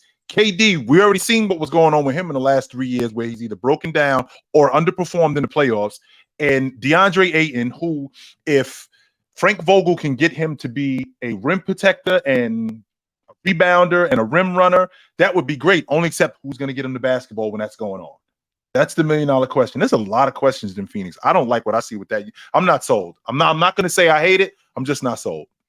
There's teams better. It's okay to admit No, that. I mean maybe like 1 or 2. Easily the Nuggets and easily the Lakers. You're gonna go back on your words. Am I? That's it. That's not something Andrew Velez does. No, I think I like what the Suns have done. I've seen enough. Loved, not liked. Yeah, I loved. Yes. Yeah, you've been I've fucking seen oozing enough. over it You've all seen off you've season. seen nothing. I've seen You've seen enough nothing. from Devin Booker. Yo, Rick, from Bradley Beal. Keita Bates Diop in the bro. last Month point and a half, guard the before last you Spurs even to before be great. Before you even start with the cap, you've seen nothing. You have seen So I've seen great nothing. things. You So, are yeah. assuming. What have you seen, Joe? What have I you seen? saw Devin Booker be historical in the playoffs and then roll his ankle, and that's what dropped off his efficiency. I just seen Devin Booker be historical. I saw that. You see No, Kevin we all Durant be saw like- that. You saw Books Kevin like Durant be that. a star. I saw Kevin Durant Drop play off. not even up to his standard and still average 29 points per And they game. lost. What And standard? if- What standard is that, though, Joe? I mean, we're talking about a guy who, by the way, on opening night he's going to be 35. Just so you know, on opening night he's going to be 35 years old. Like, what's the new KD standard played for 60 KD? games? Nah, the standard you got to average 27, 28, amazing. And then we just let you do it. Oh, it's the No, It's efficiency. efficiency. Because I feel like he just can say, "Oh, gonna Kevin get his Durant averaged 25 to 29." 30, It's like, yeah, he played amazing. You know that in Great. this playoffs, Which he Curry did and not. KD both averaged around the same, and they were both around the same true shooting Now I want you to percentage. Actually, KD name was no, better, name but Steph. for Name some reason, Steph Curry's Steph other gets guy. Name him. criticized. Name him. I'll wait. Name KD's other guy, just D-Book. Devin Book. It's What just the D-Book. fuck? You just told me D-Book? historical. Yeah. He's not cooking. In Nah, game you're 6, wildin', bro. in game 6, the Sun starting lineup was KD, D-Book, He Leonard literally Shamet, just Jock said that Landau. Book was and historical. who else? Yeah. Literally It was Cameron just Payne? Devin Booker. Bro, Curry's Yo, number 2, Clay versus D-Book. I mean, what are we Yeah, doing but the here? Warriors have more depth behind Steph. They do. Did you watch the season? Did you watch the Suns in the playoffs? What was the Suns' What the biggest fuck? knock? Nah, to be fair, they answered that's so wrong. You can't That's- tell Joel, me it's so about wrong. that weak Like ass it's depth. one thing. It's one thing to say the players did not play up to par. Klay Thompson did not play up to par, but there's more options on the Warriors than there were on I the just took a Suns. screenshot of this Well, shit it's too. supposed to be Bro, Clay. It's Clay was supposed to be ass. Poole. Name It's me, supposed to be name me Wiggins. game Poole was 6 starting Here we lineup go. for the Suns Warriors versus the with Nuggets. Steph minus the young. Warriors with Steph minus the young and two-way players. So Poole, Wiseman, Moody, Kuminga, Lamb, etc. Had a 127 offensive rating and a plus 19.1 net rating in 2023. You know all those guys with the bench players, right? You know Poole, Kuminga, and Moody was literally the bench. You know what that stat means? That only the starting 5 was good. So you know what that means about what you just said? That you just said that they were deeper. That is a lie. They weren't deeper. They actually weren't that good when Steph sat down, and they weren't that good when Draymond sat down. You're lying. Who's And the he didn't sixth man on the Suns? on the Suns. Yeah. He probably was just as good as Jordan Poole. I swear to Torrey God, Craig this playoffs. He did Yeah. for some games, then he got benched. Was Jordan Poole good this playoffs? No, He averaged No. 8 points. was He was Chris so Paul bad. good these playoffs? No. Was DeAndre Ayton good these playoffs? Better than Poole. Wasn't better than Kevon Looney. Look what the fuck you're saying. Yeah, Looney- but that's but how Looney- bad DeAndre Ayton was. Looney- though. That's his Looney fault. That's had- why the Suns didn't have Looney no. had They a had no help really- those 2 He players. had a only. good series Who did against the Kings. He got played off the court against the Lakers. Klay Thompson played well against the Kings. It's all right. He played well against the Yeah, Kings. he Devin Booker was historical, buddy. Yeah, he was historical. But what I'm saying is that the way the Nuggets played defense on the Suns, they were forcing KD and D-Book to make skip passes to the corner you see how because the they teams- they didn't trust the shooter. They Did were you see how sagging teams off were him. guarding Steph? I understand that. I'm not Do taking you? away from how teams guard Steph, but we can both acknowledge both teams had nothing outside of the top You the players. one who said the Warriors had more depth. You said that. I think Draymond is better than Is he not- Draymond. And you I can't think count Kevon Wiggins. Looney is You better than cannot count Ayton. Wiggins because he just came in the back for the playoffs. playoffs. Who's better than Booker, though? Andrew Wiggins would have been the Suns' Who's better than third Booker? best player Who's consensus. better than Booker? There's nobody close on that Warriors team. Okay, but you give me the combination of all those guys, Wiggins, You're of talking out of Clay, your Yo, ass right now. well, we of just saw Draymond we just saw and Steph Looney. Curry. Just look I mean, at his we just eyes. on. He's We talking just out saw of That's talking Steph about Curry, a it. top 5 player in the world, with Get outta those here. guys losing And that's why he round got 2. bounced. Yeah, that's why he got bounced out of round Bounced 2. the same in the In same 6 round. games. If In Curry 6 can't games. do The it, I same think round. KD The can. same round. How many games did the Warriors lose? In 6 Joel. games. Fool. To the team that It was got just 6 swept in the games. WCF. Joel, if The Curry, Suns took the champions to if 6. Curry They got their can't, you ass think with KD 4 can? games. If Curry can't, you think KD can? He can't. We've Be seen serious, it, bro. What He are we can't. doing here? He If can't. Curry couldn't, then yeah, KD couldn't. That year, no. But, for sure. but Curry can because he has. Oh, yeah? Kevin Durant has it. That's why he can't. Duh. Watch what KD does this year. Watch what KD Trey does this upcoming You mean season. you mean KD Watch with the what other KD 2 Trey does All-Stars and the upcoming superstar KD level was a player super Devin team. Booker? Oh, you're gonna yeah, diminish that as well. You not believing it, Let but me now ask- if he wins, let you're me gonna ask you a diminish question. it. Let me ask you, Come on. how did Andrew Wiggins Be make his consistent. All-Star game? K-pop fans voted for Oh, him. so not his K-pop play. It was fans. K-pop fans, right? Oh, it was slightly. Did he deserve to be a starter? That's literally my point. But why did he start? Because the K-pop And that's fans my came out point. and voted That's for him. my point. That's literally That my has nothing point. to do with stats. I'm sorry. Golden It doesn't. State. I hate that. Yeah, he actually does fuck with K-pop. You over there sitting there talking about some. Oh, the Warriors have a deeper roster. Oh, they just had Devin Booker. Dog, he was the best player on the He Suns was by better far. than KD. Kevin Durant. You're talking about KD's number 1. What's your concern for the Warriors? Fuck that. Kevin Durant, Devin Booker, DeAndre Ayton, and Chris Paul got outscored by Kawhi in one game. You know how embarrassing that is? You know how embarrassing that is? What's your That concern? is no. Don't They ask me would've lost nothing. round That one. was They would've embarrassing. lost round that one. and I told y'all that they are whack. I tried to tell you. Norman Powell was out there giving them fits, giving them 40, bro. Rev, I love you. You're wrong here. No. The Wrong. Suns' Yo, defense what is was your not concern? good. What was your concern for the Warriors in the playoffs? This The past bench, season? and they couldn't hit open jumpers. What was your concern for the Suns? The Suns defense and defense. Kevin Durant was underwhelming. lack of size. In depth. That KD being underwhelmed was your concern. That's a yes. That's what He happened. was It's not a underwhelming the year concern. That is a prior. concern. He wasn't. You were that's a concerned concern. KD was going to be underwhelming. because of the Yes, Boston The series, year prior, bro. he was underwhelming. Get out of here. underwhelming is 29 a Riv, game. be real. Like, come Be on. real. You were Let's be concerned about honest. KD? Yes. You just pulled Based that off out the of your no, ass. off the You Brooklyn. know how Yes. he is with KD. You know I mean, how am I with KD? I'm still actually give it worse. a He's 100. worse. I guess you're the KD guy. He is worse. The CB lying about Kevin Durant. I mean, And then you go get outplayed by a young guy. It's not even your team no more. Another young team guy? that's not your team. That's What young guy? embarrassing. What are you talking about? Talk about your man, Kevin Durant. Kevin Snake Oh, Durant. I love Kevin Durant, I'm but sure you know you my do. number one guy is Anthony Edwards, and number 2 is Luka Doncic. Where's Jaylen So Brown? you dropped Kevin Durant. No, KD's in the top 5. Oh, so you count. Okay, so basically, answer number 1.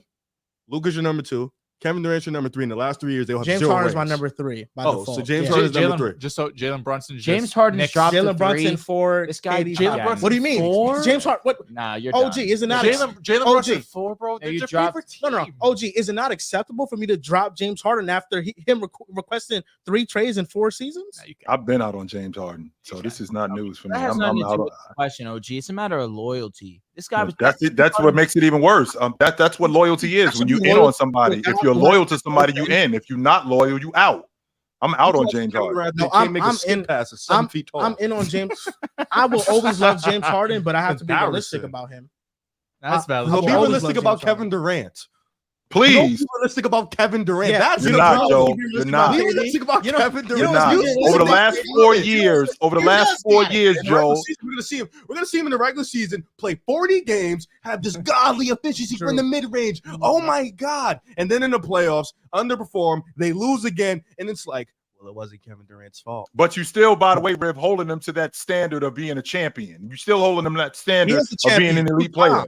You still That was the holding them to MVP. that That's the standard. real That Mickey ring Mouse final dusty as MVP. shit. that ring is so dusty. You keep bringing that ring up. You know what I hate so much Here we about go. the 2021 Nets not winning the Here we go. championship? Look, Because if they would have won, That they would've would have been another killed team. 3 birds with 1 stone. KD washes away the allegations that he can't win without Steph. Harden finally Really? wins the championship. Kyrie washed away the allegations that he can't win without It's the LeBron. best The Nets offensive should have trio won in of all 2021. time. Don't even worry about it. Because we Instead, have washed that narrative away that he can't win without a super team. No, because that was another one, another super team that he built and lost with again and again and again and keep doing it. He's gonna do it again. He's gonna lose this year. You're gonna make an excuse for him this year. He's gonna be 35 or 36 years old, playing 40 games, shooting that bum ass mid range for 60% for the regular season, and then in the playoffs he's gonna fail again. And then what are you gonna say?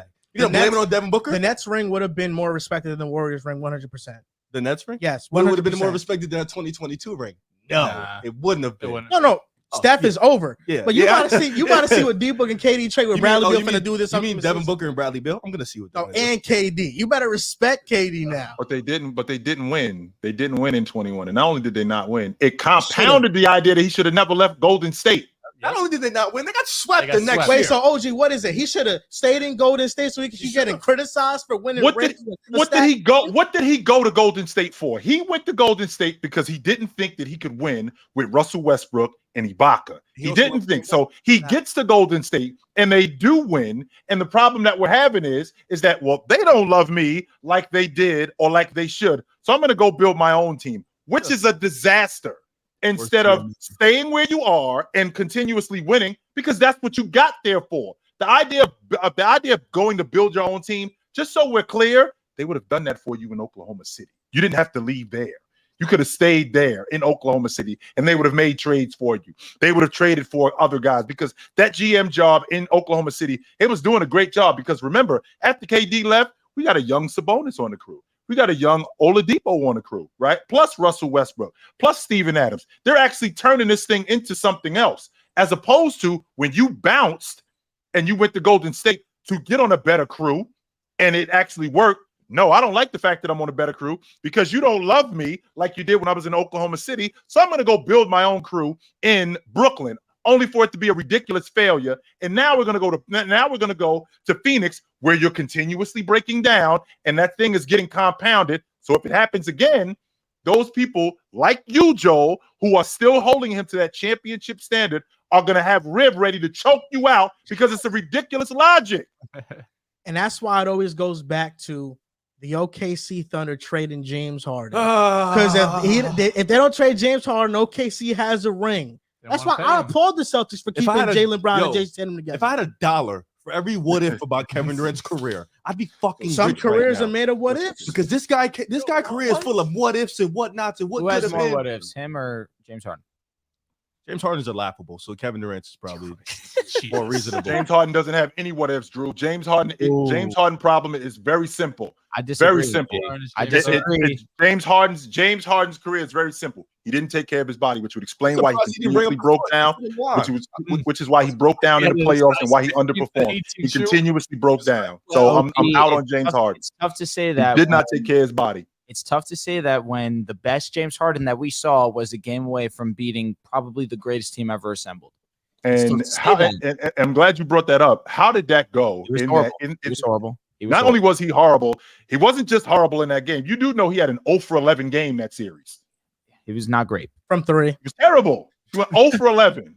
So it wasn't like, that one game was an anomaly. No, he had done that previous. And now how about we rewind the clock back to the year before that in 17 when they got smoked by the San Antonio Spurs and he underperformed there and ran out of gas. And it was obvious that he ran out of gas. Same thing happened in 2016 when he underperformed. And all of this was because of one glaring problem. And that was he doesn't take care of his body, which explains why he breaks down at the end of the season and underperforms. Kevin McHale told us this in 2015, quote unquote, James Harden came to camp. He was a little out of shape. He told us this in 2015, and it went in one ear and out the other, only except we saw it again in 2021 when he got on the Brooklyn Nets, when Kevin Durant said, quote, I couldn't believe how out of shape he was. Rip Kobe, man, because he told us Harden would never win with that play style. And look at him now. Please provide the context. I don't need to. It doesn't fit my My agenda. goodness. How's that going, Red? Kobe Bryant on Jimmy Fallon? Kimmel. Jimmy Kimmel said, if he's starting with the team, the first player he's taking is James Harden. It's good for him. Yeah, eat those. Huh? No, so a little story time for you, OG. Yep. Back in 2021, when the Nets were in the playoffs, Game 7, second round versus the Milwaukee Bucks. It was around Father's Day. I bought tickets for my brother and my father to go for Father's Day, little son-father bonding time. Word. That was game 5? No, Game 7. I went to Game 7. Right. I saw KD Foot on line. make that shot with the whole arena thinking the game was over. You were in the building. You were there. I was in the building. Nice. Everybody thought it had went in. I've tasted victory. I was this close to victory. I'm sticking with KD, and the Suns got a chance. Listen, all I can ask for is a chance. Okay, Ever since first of all, you have never seen anything. I am not appreciating this at all. And you know why I'm not appreciating this? Talk Are to you me. telling me? Are you telling me, Joel, that you are a Brooklyn Nets fan? OG, No, no, no, OG, no, wait, no, OG, no, OG, no, OG, no, That's no, what I'm listening to right now. OG, Relax. Brooklyn called him on the big camera with a Nets jersey on. James and the Harden Nets beard. jersey. That's what they called him with. And you are a Knicks fan too? So John, I know you're listening. This is the same Brooklyn team that stole our Nets from New Jersey. That's number one. Number two, you can't be a Nets fan in Brooklyn. That's like being a Yankees and Mets fan. Pick one, Joe. OG. You can't get down with them. Because these guys want to see me fall. He's been going through half the NBA. We get on Riv's ass. He's got through half the Dude, NBA. this is nonsense, Drew. Now, OG. This is what I'm dealing with right now. OG. This is nonsense. I don't appreciate this at all. Oh boy. Okay. Here's the context. When I was young, I was a New Jersey Nets fan. Yep. I'm gonna throw This up. is the poster. This is the poster from the last Nets game in New Jersey that I got, right? Can you handle it, Drew? Can you handle it, Drew? No, I can't. I So can't. that was the poster I got. So Yes. I've been through those Darren Williams days, all that. Carmelo Anthony was about to get traded. It was either the Knicks or getting teamed up with Darren with the Nets. And I told myself, wherever Carmelo goes, I'm going to go. At the time, I was under the news already that the Nets were going to move to Brooklyn. So they weren't going to be in New Jersey anymore. New Jersey Nets, I'm from New Jersey. I'm a Nets fan. But once they went to Brooklyn, I said, if I'm going to be a fan of a New York team, it's going to be the Knicks. That's when we should have known. And That's what then we should have known at a young age. I've been a Knicks fan ever since 2010 when James Harden got traded to the Nets. I rooted for the Nets. Absolutely. James Harden's my favorite player. I rooted for the Rockets when he was on the Rockets. When he went to the Nets, I started rooting for the Nets. And the big screen, when they caught me, I had a James Harden Nets jersey on because I collect James Harden stops. Don't forget, jerseys what else everywhere. did he have? The beard. This is nonsense. No, not just This the is beard. nonsense. The Nets beanie. You know what's crazy about My that head poster? was cold. You're inside. OG, It's freezing You're in there. It's inside. air This conditioning. is OG, you know ridiculous. what's crazy about that Unbelievable. This is poster? ridiculous. And Drew might know, but we have a rec center And what the rec center, this is when the Nets were bad. What That's the a rec fact. center used to They do sent was you on give games. us free That's a games, fact. like send us free tickets to go to the games. They give Respect us the stuff shit out like of me. that. So pretty much 90% of Hackensack has that. So the fact that he keeps using that as a crutch to say he's a He's Nets trying to fan make. Is he trying to sell it? Is he trying That's when they were in the to? Izod. That's when they were in the I'm sorry, Izod. if I go to my old house, That's I cap. have that. You at don't my old have house. this poster. I swear to God, you don't have. They handed it out at the first Nets game. I was in the arena when they they handed it out. first I was Nets game. there. I think it was the last game. It was the last game. The last game with the We Nets. all have a collectible item, and he's trying to sell us that it's something The more old than what been it eyes actually on, is. man. It was That's 10. Brent that- is capping. He does not have the poster. No, I said I had something like that. You have a in my- Nets poster, but you don't Yeah. have that one. That I one have is I have exclusive to something the like- last We all game. have a new. If you're from Hackensack, you have a New Jersey So Nets true. poster You have something. somewhere. You have got something. I had a banner at one point. And the fact that you, when New Jersey left, you didn't choose the Brooklyn Nets because that would make the much sense. You would go with them. You chose the Knicks, and now you're using that as a crutch to say you're a Nets fan. That's It's honestly insane to an me. L. No. I didn't say I'm a Nets fan because of that. I said that's how I started to be a Nets fan. You stopped, So that's, You Yeah, left because and then I said came if back I'm on rooting for started. one New York team, I'm gonna root for the Knicks. but you 100%. didn't root for one New That's York so team high. at one point. The Nets are the chick that broke up with you, and you still messing around with her. I hated the Nets until James Harden that got traded there. analogy busted your ass. Look, OG is great with the analogies, but case in point is that I started rooting for the Nets because they got James Harden. That's it. That's So 100%. you're going- That's an excuse to mess around with the chick who broke up with you. That's all you're doing. So are you still? That's all you're doing, Joe. That's Nah. an excuse. You're Mikal Bridges. Mikal Bridges is moving me a little bit. I He love moved Mikal. you already. You told I us. love That Mikal. was a front You like runner. Nick Claxton? Oh, I Yeah, love Nick Nick Claxton. Claxton. Ben OG, Simmons, you I've been Texas. trying to tell you, man. I was I did not know this, Drew. This is news You now. Texas about Ben Simmons. I did not know this, Drew. This is news. I did not know I this. tried it. I can't. This is supposed to be this week in the NBA. Let's talk about the NBA Select team. Your boy is headlining the NBA Select. Is that your this week in the NBA? I apologize. if I that's just the saw case. one. J.R. Smith has more career playoff threes than the entire Charlotte Hornets franchise. Oh my god! Yeah, I just seen that. Oh that's my gonna be- God. Who? Cade? So it's going to be Cade, Jalen So Duren. even after a year of injury, my boy is still the guy. It's Who's on this respect. team? So it's Cade Cunningham, Studs. Jalen Duren, Langston Galloway. He's a free agent. Jalen Green, Quinn Grimes, Chet, which is going to be exciting. John Jenkins, G League Ignite. Herb Jones, OG's guy. Eric Minka, who's also G League. Trey Murphy, Keegan Murray, Payne Pritchard, Nas Reed, out. and J Dub. I'll be honest, 4 of these guys are not moving. They're losing their mind with the Langston Galloway shit. But The Eric Mika, I feel like that name is Eric, who? Eric Micah. Is he the big? I'm blanking. Brayton Pritchard. Yeah, love that. Love So you're that. watching now. OG, what do you think about Paul Pierce talking about Dwyane Wade Center. playing with Shaq and saying that if Pierce had Shaq and he had LeBron and Bosh, he wins more than one championship for sure. Maybe he does win more than one championship, but what this is all about is him trying to push the idea that he's better than Dwyane Wade, and he's not. That's what this is about more than anything. This is Paul Pierce trying to sell us that if he played with these guys, that he would win more championships, which ultimately would make me better. When in reality, no, it won't. And the reason why it won't is because I think about what Paul Pierce did without Kevin Garnett. I think about what he did without Antoine Walker. I think about what he did without these guys. And I think about what Dwyane Wade did without the crew that he had, without Shaq, without LeBron James, without Chris Bosh. And he's leading the league in scoring. And he's making all league defensive teams. And he's scorching you. You in particular, sir. Scorching you. So with that being said, I need to get off this you and Dwyane Wade logic because that's all this is about. Yeah. There's nobody who will argue that Paul Pierce is fantastic. I thought Paul Pierce was a great player. What he wasn't was better than Dwyane Wade. And dressing it up with, if I had this dude, I would have been able to do the same thing that he did. Well, if I had this, I would have been able to do more than he did. Ultimately, you were not better than him. That doesn't mean you weren't awesome, my man, because you were. So I That don't, was I don't, perfectly I said, don't OG. understand in terms of like disrespect. Who disrespects Dwyane Wade? It should be. I feel like it's universally talked about how he Well, is. Jeff Teague just the said Harden third- was better than him. There was a chance. There was a window of opportunity for James Harden to be the third best shooting guard of all time. Oh, there was. That window's closed shut. It's Put closed. it in the vacuum. Who's better, James Harden and Dwyane? Dwyane Wade. Offensively, it's Harden. Sure, in a vacuum, but defensively, it's a wiping. So I asked you that because would the ring really move him over DWade, or you just never really thought Harden was better than DWade? If he caps off that 2018 season with an MVP and wins the finals, He beats We Golden having a State. serious Golden conversation. State on the way. The conversation because we're talking about him in the light of him being one of the best scorers this game's ever seen. He beat the best team ever assembled and won an NBA championship the same year that he was MVP. Strong conversations are going to be had. So close. But this is what's different.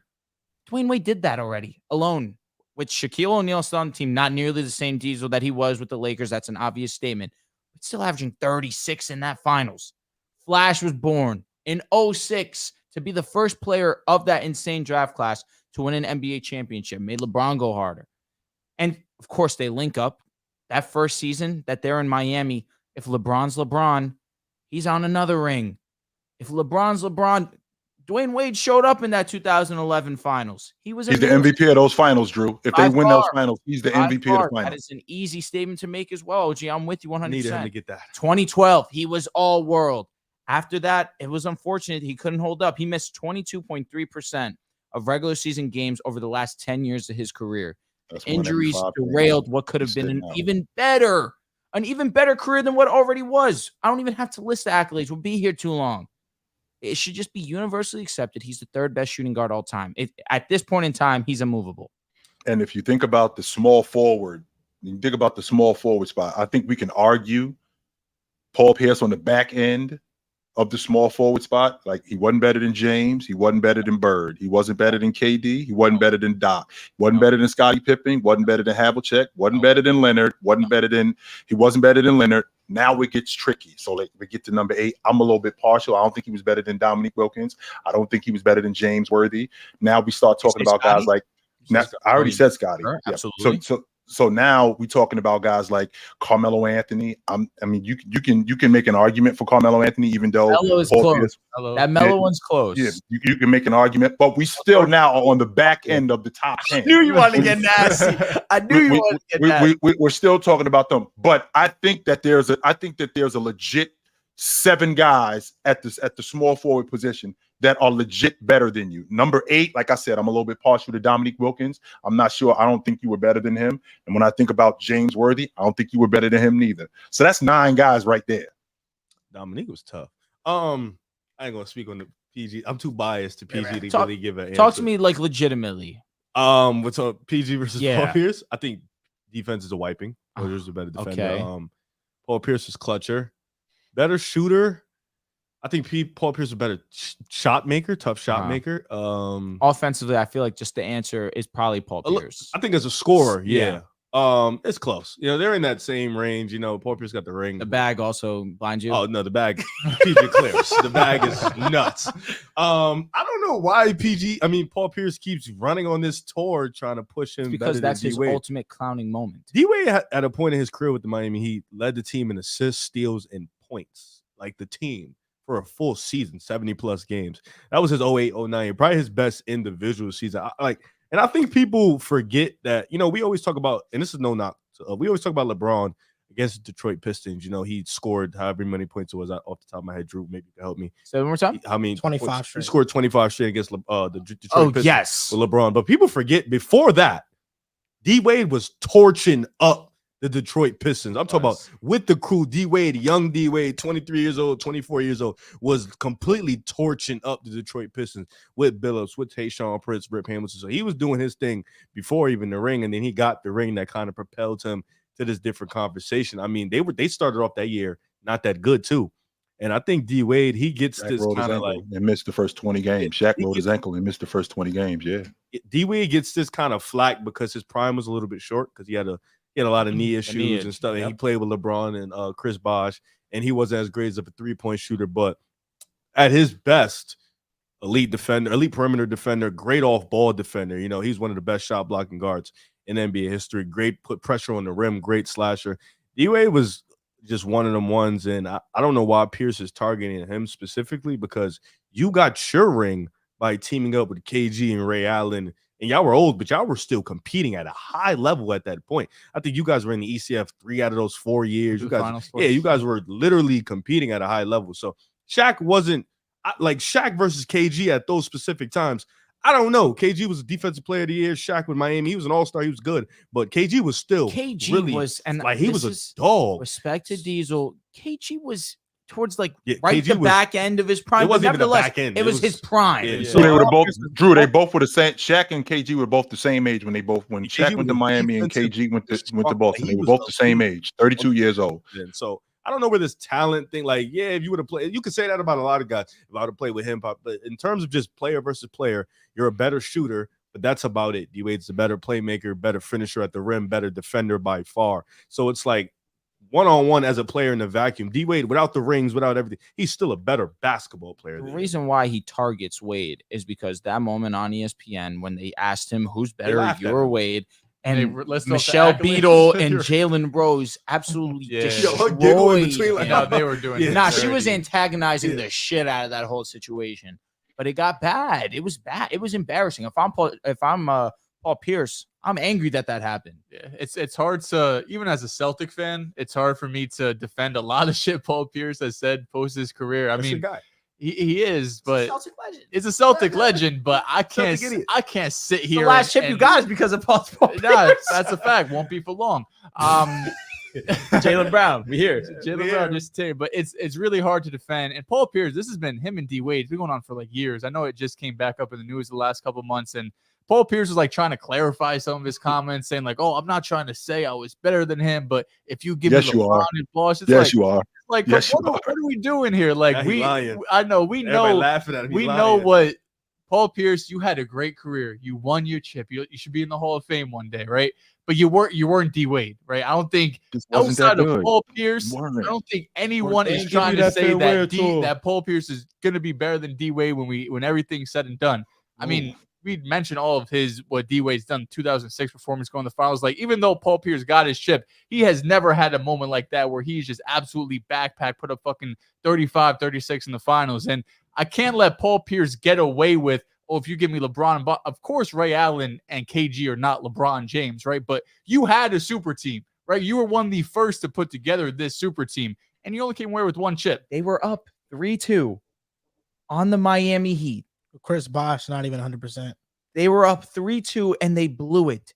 LeBron put 40. That's also unfair. LeBron was in a beat different Orlando mode. If KG was. That was a different mode. LeBron. What can you really? Are we going to leave out? Are we going to leave out the 21-8 guy that he had for 5 years? Are we going to leave that dude out? He was running. No. Are we going to leave that dude out? Are we going to leave that dude out? Because that matters. Running with almost a 20-10 guy for 5 years. That matters. Well, I don't know too much about Antoine. Antoine was great with the Celtics. Think about. I'll tell you this. The kid that's down in Orlando, Riv. That's Antoine Walker, except a better athlete. Okay, I'm here for that. I can easily assess this now. This makes it easier. Yes, Paul Pierce, that's Antoine Walker, except a better athlete. Paul Pierce was his best years came in the 2000s, and for the final segment of the show, Antoine was a problem. Are going to draft forgotten 2000 players. The stipulation is that they cannot have more than 4 all-star games. So that's where we cut it off. We each will be drafting our team. Now, OG, as an honorary guest on this show, episode 299. Whoa, hold on. He gets the first pick. OG is no longer an honorary guest. He's a part of the family. He doesn't get favorites. I would like to think that, I am part of the family now. You are. I would like to. It's still an honor to have him as a guest. It is an honor. Whatever. Riv's making a very valid point. point. We came to a 5-way Roshan, fucking, what's it called? OG can start it up. I'm just saying, he's part of the family now. I don't want favorites. Oh, there's no doubt. You ever been in the house with you know what I'm saying, and the grandma be like, "Oh, he family now. He can go in the cabinet and get his own stuff." That's like that. That's how it be. I'd like to think that I'm that. I think I could go get my own plate now. I don't have to tiptoe around. I think I'm good. So if we're at the first pick, I'm gonna start with a lead guard. I don't think we talk about them nearly as much. And you said 4 all-stars. We can't have more than that, right? Yep. Correct. I'm gonna start at the lead guard. I'm gonna go with Baron Davis. Oh, okay. Fire selection. I can go next, right?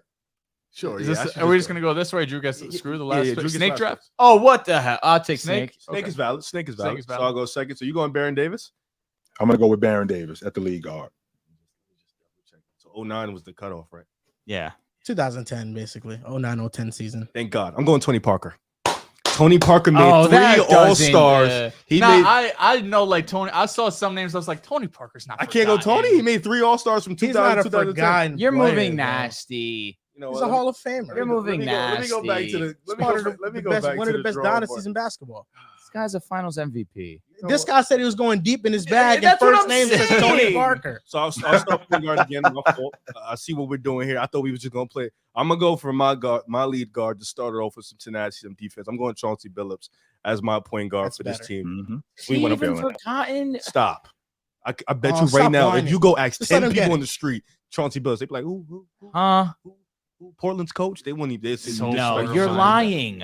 He's missed a big shot. Respect him. I respect. That's why I picked him. Okay, fine. Go ahead, Yep. Joel. You know what? I don't even have Chauncey here. I didn't have Chauncey either. You're casuals. I What left do you- him off on purpose. No, we're if I'm not being casuals. honest. That's why we didn't have him here. I didn't have him either, to be fair. Baron Davis and Chauncey Billups, same. No, come on. Baron No Davis is more way. forgotten. Baron Davis is known for that boomer that he threw on the Jazz. Stop. On Karolinko. On Karolinko. Make it easy, OG. You got to keep it quiet. I'm sorry. I apologize. All right, OG. With my pick, I'm really thinking of who I want to really build my roster around. It's going to be the first pick that I'm going with. This is really tough. But you know what? I'm going to go with Peja Stojakovic. Okay, I'm that's going a good Peja selection. Stojakovic. It's a good selection. From 2001 to 2004, he averaged 21 points per game and was shooting 41% from 3. I want to start my team off with the floor spacer, a sniper hilarious. who can score in bunches. I'm going with Peja. Is it okay? You know Chauncey, but if you know ball, you know the Kings was one of the high. Joel, do you want powered to draft offensive with me? teams. Or you got this? No, I'm good. Okay. But I was wondering because the guy I want to take, he played into the 2010s, but he kind of fell off in the 2010s. Nah, you The get the 2000 him. Okay. We were talking about the Nets earlier. Give me Darren Williams. I agree. Nah, that's I not as agree. crazy as Chauncey. I- That's not as crazy as It Chauncey. might be. I don't It might think be. so. Because I that's don't our think so. era. It might be. I But don't I'm think so. gonna let you slide. You're my guy. I'm gonna let you slide. Yeah, that's debatable. I also considered, but decided Darren might be a Well, little Tony bit Parker, can we at No, least no, no, agree? that's Tony okay. Parker was crazy. That My was fault. I nuts. was looking at the All Stars. He let me 3. Tony was crazy. All right, My fault. of forgotten players, AK-47 definitely is intriguing. It seems as if I won't get him on the comeback. That being said, my first selection, I'm probably going to go Jerry Stackhouse, average almost 30 points per game. That's going to be my first selection. I'm going to get my shooting guard out the way. First round pick is nuts. 30 points per game. There's not another player here that did that. And number 2, I'm going to pass on AK. I'm going to go Rashad Lewis. Rashad Lewis got to be my selection here. 2-time All-Star, was a dog with Washington, Okay. goes to Orlando, was a dog then. I'm gonna solidify my guard and my forward So you took off rip. Shard. I went Shard and I went Jerry Stackhouse. 30 points per game. No one here of the rest of these forgotten players did that. Didn't even write him down. Respect Jerry. This might We're gonna be. get to so many more guys before we get to Yeah, Yeah. first round pick is nuts. I'm gonna be honest. I'm not upset. Listen, I Do get you it. think- Probably you know what? meta, but Jerry just was a Oh, he was fuck, a, he was that's a what I dog. was Yeah. You go always different. My You pick. did that. Appreciate I it. got Darren Williams already. There's another guard I want. If this is too much, because I don't think so, but I know a lot of people know his name. Monte Ellis. Oh, excuse me. Monte Ellis. Yes. No, he's a we forgotten believe. name. That's okay. fire. Okay. That's a Thank you, W. thank you. Your backcourt, Monte Ellis I'm is gonna- a good Thank you, I'm pick. gonna abuse you now. Your backcourt is so little. Are you going to? I got If scores. you say You're not Brandon scoring. Roy, I'm gonna be angry. Brandon Roy. Yeah, is he He's forgotten? not a forgotten player. I love Brandon Roy. Yes, we all love him, Yeah. I don't think he's a forgotten. but he's not forgotten.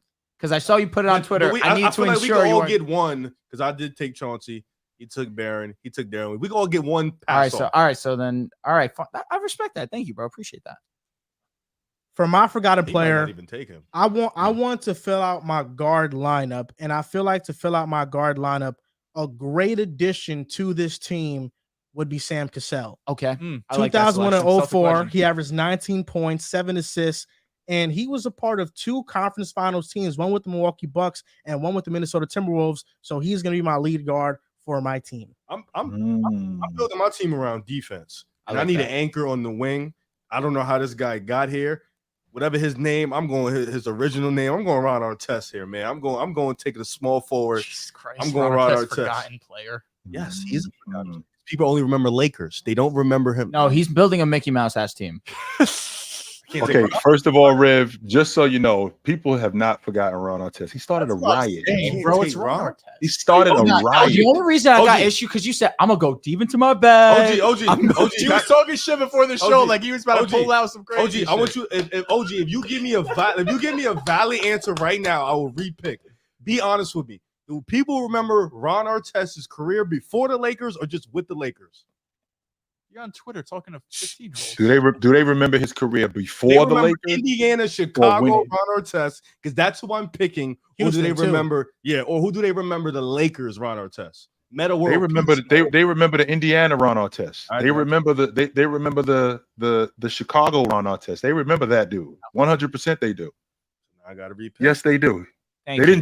he didn't just appear on the Lakers like, yo, who is this dude? Everybody know who he was. There's a reason why once they got him, they became I favorite. asked the OG. I'm sorry. Yeah. I gotta repick. I like my Jerry Stackhouse pick more and more. All right, I'm gonna go. You gotta look at Rashard Lewis as like my actual. You know I what? like Rashard Lewis. Yeah, a lot. facts. I'm gonna pick a center here. I'm gonna build an anchor. All right. I'm gonna go Marcus Camby. It's a good selection. Ah, fuck It's you. a good I'm gonna go selection. Marcus Damn It's a it. good selection. It's a good selection. I'm gonna go It's the Marcus defensive Camby player of the year. to hold down the fort down low. I got my point guard stopper and I got my center. So y'all playing games and shit. I gotta take a lot of dudes off my thing. I like that. At OG. Mhm. Back-to-back picks. I'm gonna take at my shooting guard. I got Baron Davis at my lead guard. At my shooting guard, I'm gonna take Allen Houston. And Okay. I'm gonna skip over my small forward because I was thinking because Riv already took my small. Riv was talking about somebody else, but I'm gonna go. I got to get some muscle, and I'm gonna go with Elton Brand. Tough. Nice. Double machine. Great pick. All right, Rip, back to you. This one is a little tough. Let me just get some. I need a bucket. I wrote down so many names, and I'll be honest, very few have been said already. Yeah, but I definitely need a bucket, and I could go playmaking chops, but I think I'm gonna stick and I'm gonna go grab his partner. I'm gonna go Rip Hamilton at the 2 guard. Very good I'm selection. gonna go just put him with somebody he already know, put him with somebody he get comfortable with, and somebody who can defend his ass off. See, that's and a more up screen there. merchant. That's more up your alley. So Thank you, Rip. I'm gonna Well, rock. wait a minute though. See, here we go again, though, Drew, because we're talking about forgotten guys. Rip Hamilton is not forgotten. OG, listen, to us, he's not forgotten. I agree. All these names are not forgotten to us because we love and appreciate the game of basketball. To a regular fan, they don't really talk about some of these guys. Like, when was the last time you heard Jerry Stackhouse? When was the last time you heard Rip Hamilton? No, of course, but I mean, in a central, like a casual conversation, really doesn't happen. That's fair. That is fair. Yeah, that's really what it is. Listen, OG, you ain't No, hear Rip Hamilton in a while. and Tony, Meta and Tony, I agree. But you ain't hear Rip Hamilton in a while. Facts. It's been some time. It has been some time. I have Sam Cassell. I have Peja Stojakovic. I need some defense on my team. Mm-hmm. Because of that, I'm going with Damn, your Andre point Kurolenko, No! AK-47. Did you know from 2003 to 06 he averaged 3 blocks per game? So It was amazing. Didn't he make what 3-4 defensive teams? Yes, and he can rebound the ball Sam well. Cassell, your point guard? Yeah. Chauncey's gonna lock his bum ass up. Well, I guess I have Peja. Who's locking him up? It's Nobody. the battle of the bald heads. So I'm going with Andre Kurolenko. I have Sam Cassell, Peja, and Kurolenko on my team currently. Okay, I like I like that. My backcourt set, I got Darren Williams. I got Monta Ellis. Little. No, nobody. I was scoring your backcourt though. All right, Chauncey going. I need a little bit more size, maybe some two-way ability. I got a few names on my board, but I'm looking at the 3 position. Boy played Pacers back in the day, went up against those LeBron teams a lot. Give me Danny Granger. It's a good selection too. Mm, I like yeah. that. I like that a lot. Danny Grange is an underrated basketball Definitely player. forgotten. And it's unfortunate that he got injured prior to the Indiana Pacers ascension because he really was like that. All right, so I got the back-to-back pick. I got point guard, I got small forward, and I got the center remaining. At point guard, I'm going to go Andre Miller. Okay. And at the small forward, I'm torn between Michael Finley and Antoine Andre Miller is Jamison. steady. Yeah, Andre Miller. I was surprised that he actually stuck around that long. I'm torn between Michael Finley and Antoine Jamison. I do need a center too. Tyson Chandler's not forgotten. He's not. So I won't take Tyson Chandler. You have no center yet? We all remember Tyson. No, it gets hard. I know Vladdy's a legend, but really, Vladdy's a legend, quote unquote, to the Lakers, of course. but there's not really many other centers I trust. Maybe Al Harrington Oh no. You're cooked if you pick Al Harrington. at the center. I mean, really not that many great centers. I'll be Oh wait, I'm lying. Jermaine O'Neal, Yeah, he's lock that in sitting at the right center. there, I bro. apologize, bro. No, Jermaine O'Neal doesn't work. He doesn't work. Thank you, OG. All right. Man. All he made right. 6? Jermaine O'Neal doesn't work. Yep. No, he Made didn't the make- All-Star team 6 times. Yes, sir, he did. Okay, I apologize. All right, that is a forgotten player though. Someone that does not get that acknowledgement. Take a Mecca Okafor. All right, now I'll go Andre Miller, and then I'm gonna go Antoine Jameson. Okay. I'm gonna go Antoine Jameson at the I third. like That'd be that. so perfect. I like my team right now, but we need some fight in us. We need some dog. We need someone who's gonna, rowdy up the troops. I know the pick. I'm going with David West at my 4. Oh wow, I thought you were gonna say Rasheed Wallace. I'm going David West at my 4. Mhm. David West is another fire pick. Damn, 6 times. Where the hell was I? 6 times. Facts. 3 All NBA. I have Sam Cassell, Peja, Andre Kurolenko. Listen, I have somebody in Andre who can man down a defensive end. I want another bucket on my team. I'm gonna go with Michael Finley, sharpshooter, can score the Great ball, selection. 38% from 3, and a Mhm. 5-year span with the Dallas Mavericks in the 2000s from 2001 to 05. So I'm going with Michael Finley for my shooting guard position. I can get with that. Sure, I can absolutely get with that. I think at the 4, I'm gonna put some. I think I might put some athleticism. I just gotta check the years. Yo, why are you guys disrespecting Al Harrington? Because he's short for center? only Al had Harrington is not sure. He was 6'10". Al Harrington was 6'9", not facts. small. He's listed here 6'9". Yeah, he was 6'10", 100%. I'm gonna go athletic here. I need some athleticism at my 4. Somebody that could shake the rim up. But that doesn't give me that much spacing. I might go small here. I'm gonna go Michael Redd at my 3. Okay. I'm gonna go Michael Redd at my 3 to space the floor out. Okay. All I right. was thinking about Josh Smith, but nah. Josh Smith, he was more so. Yeah, he came me 05. OG, it's you. Oh, it's my turn. I'm gonna go with like you just mentioned Michael Finley. I think that's a great pick, but I'm gonna go at the 3 spot because I got Baron Davis at the 1, I got Allen Houston at the 2, I got Elton Brand at the 4. I'm going with the big dog Glenn Robinson at the 3. He averaged 20 a game for his career. For sure. Back to back. Yeah, you get the pick again. Oh, I got to pick again. And at the 5 spot, I'm gonna go with Zydrunas Ilgauskas. He was on my big Nice. board. He was on my big board. That's a fire selection too. Yep. So I got Baron Davis at the 1, I got Allen Houston at the 2, I got Big Dog at the 3, Elton Brand at the 4, Zydrunas Ilgauskas at the 5. We're gonna be a problem. We're gonna be trouble. Good team. That's a great team. We're gonna be trouble. I might be forced to take Dyson Chandler. Give me Josh Smith at the 4. Okay. I like that. Give me some All right. athleticism. Give me Josh Smith, the rim wrecker, athleticism. I need that. I'm on just my getting team. Chris Smooth. So my team right now consists Flashbacks right now. OG. my team consists of Chauncey Billups at the 1, Rip at the 2. I got Red at the 3, Josh Smith at the 4. Marcus Camby is holding down the 4. Oh man, this is really tough for me, And man. Marcus Camby, man. That was a steal. Underappreciated value. Needed him. That was a steal. Nobody's scoring. I'm telling you. I don't know how we going. That was supposed to be my pick. He stole my pick. I might have to put Shad at the 5. I'm not feeling good. So did you know in the 2000s, Pau Gasol only made 2 All-Star games? We can't do this. That was not forgotten. You're not. He is not forgotten. No way. He just retired his jersey with the Lakers. You was Joe. getting that. You I'm guys, getting Tony you, back. no. For You sure. guys, Yeah, you guys for set sure. a bad precedent with Tony Parker and Darren Williams. That's the only reason why Pau Gasol Tony came out of Parker's his not the mind. same tier. Let's be honest. No. They're both Hall of Fame. Tony and Pau should never be said. I fucked up. I did say I fucked up. I fucked up. I looked at just All-Star games and went with it.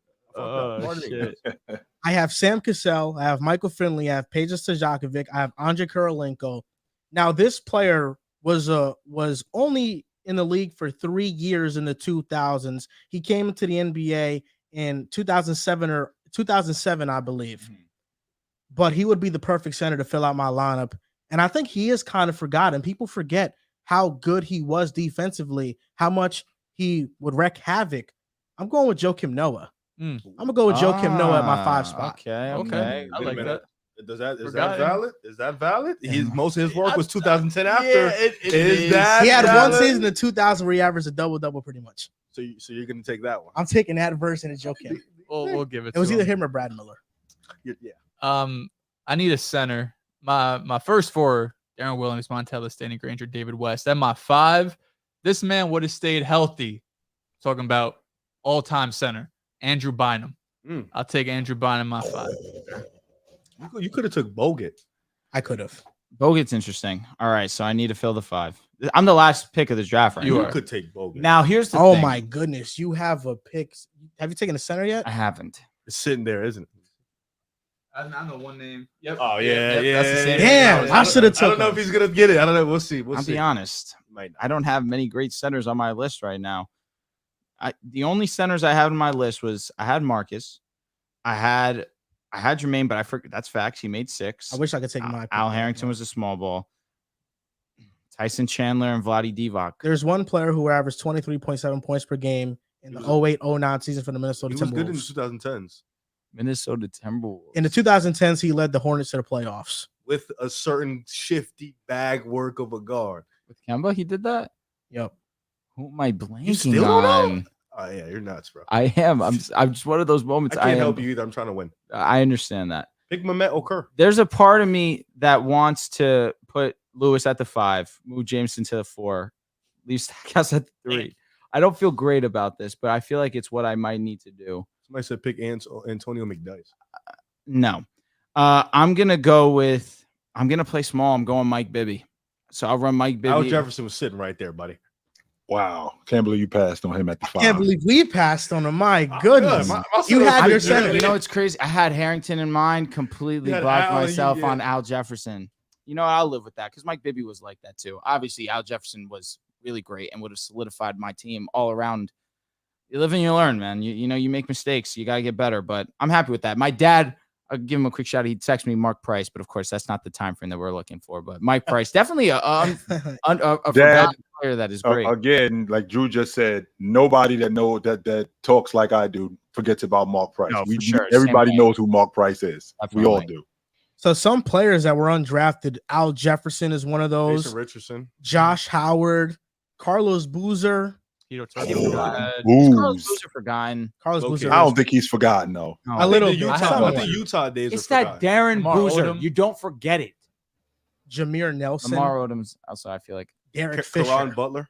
Derek Fisher is a great one, a great name. but I don't feel like he's I forgotten. swear to God, I would pick Stephon Marbury over Derek Fisher. I had Stephon Marbury. I promise you, I felt as if I couldn't say that because that's a not forgotten name either. So to recap our starting 5, my starting 5 is Sam Cassell, Michael Finley, Peja Stojakovic, Andre Kurolenko, and Joakim Noah. To rattle off my Can we get this correct? It's Stojakovic. Stojakovic. There we go. Now we talking, Joe. Now we good. Hey, What did I say, OG? You said Stojakov. You said something like Stojakov. Said you Something like that. No, it's Stojakovic. It's Peja Stojakovic. He's a good player. To Yes. rattle off my starting 5, I got Chauncey Billups running the 1, Rip Hamilton at the 2, Michael Redd at the 3, Josh Smith at the 4, and Marcus Camby at the 5. Like that. That's a nice 5, yo. Even though the backcourt of the Detroit backcourt, those dudes are not forgotten. OG, But we're listen, gonna let you get it past. You got to remember. Billups being a selection's You nuts. got to know, OG. You know more basketball than the average fan by far. The average fan knows those. Rev, that Detroit Piston team beat the Lakers with Kobe, Shaq. Everybody knows that. He won the finals MVP. Nobody forgot about Chauncey Billups. Nobody. I didn't get a pass. Who did I get that's a pass? I'm sorry. Finals MVP. I decided to play by the rules. Bro took a finals MVP player. Nobody Coach forgot said he was about going to get in Chauncey his Billups. bag. Nobody. This is our basketball head. And he goes and chooses Tony Parker. Yo, wait, hold on. Time out.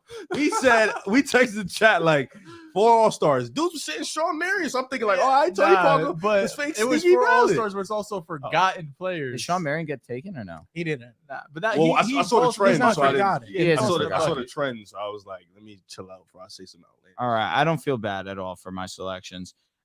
Point guard is going to be between Andre Miller and Mike Bibby. I went small ball. I'm living in 2023. My lineup's going to get cooked. However, the players are of value. Antoine Jameson and Rashad Lewis. And, of course, my first-round pick, Jerry Stackhouse. Can't I forget love him. that Jameson pick, by the way. Thank I you. love that Appreciate Jameson. It was underrated. I was gonna be my 4.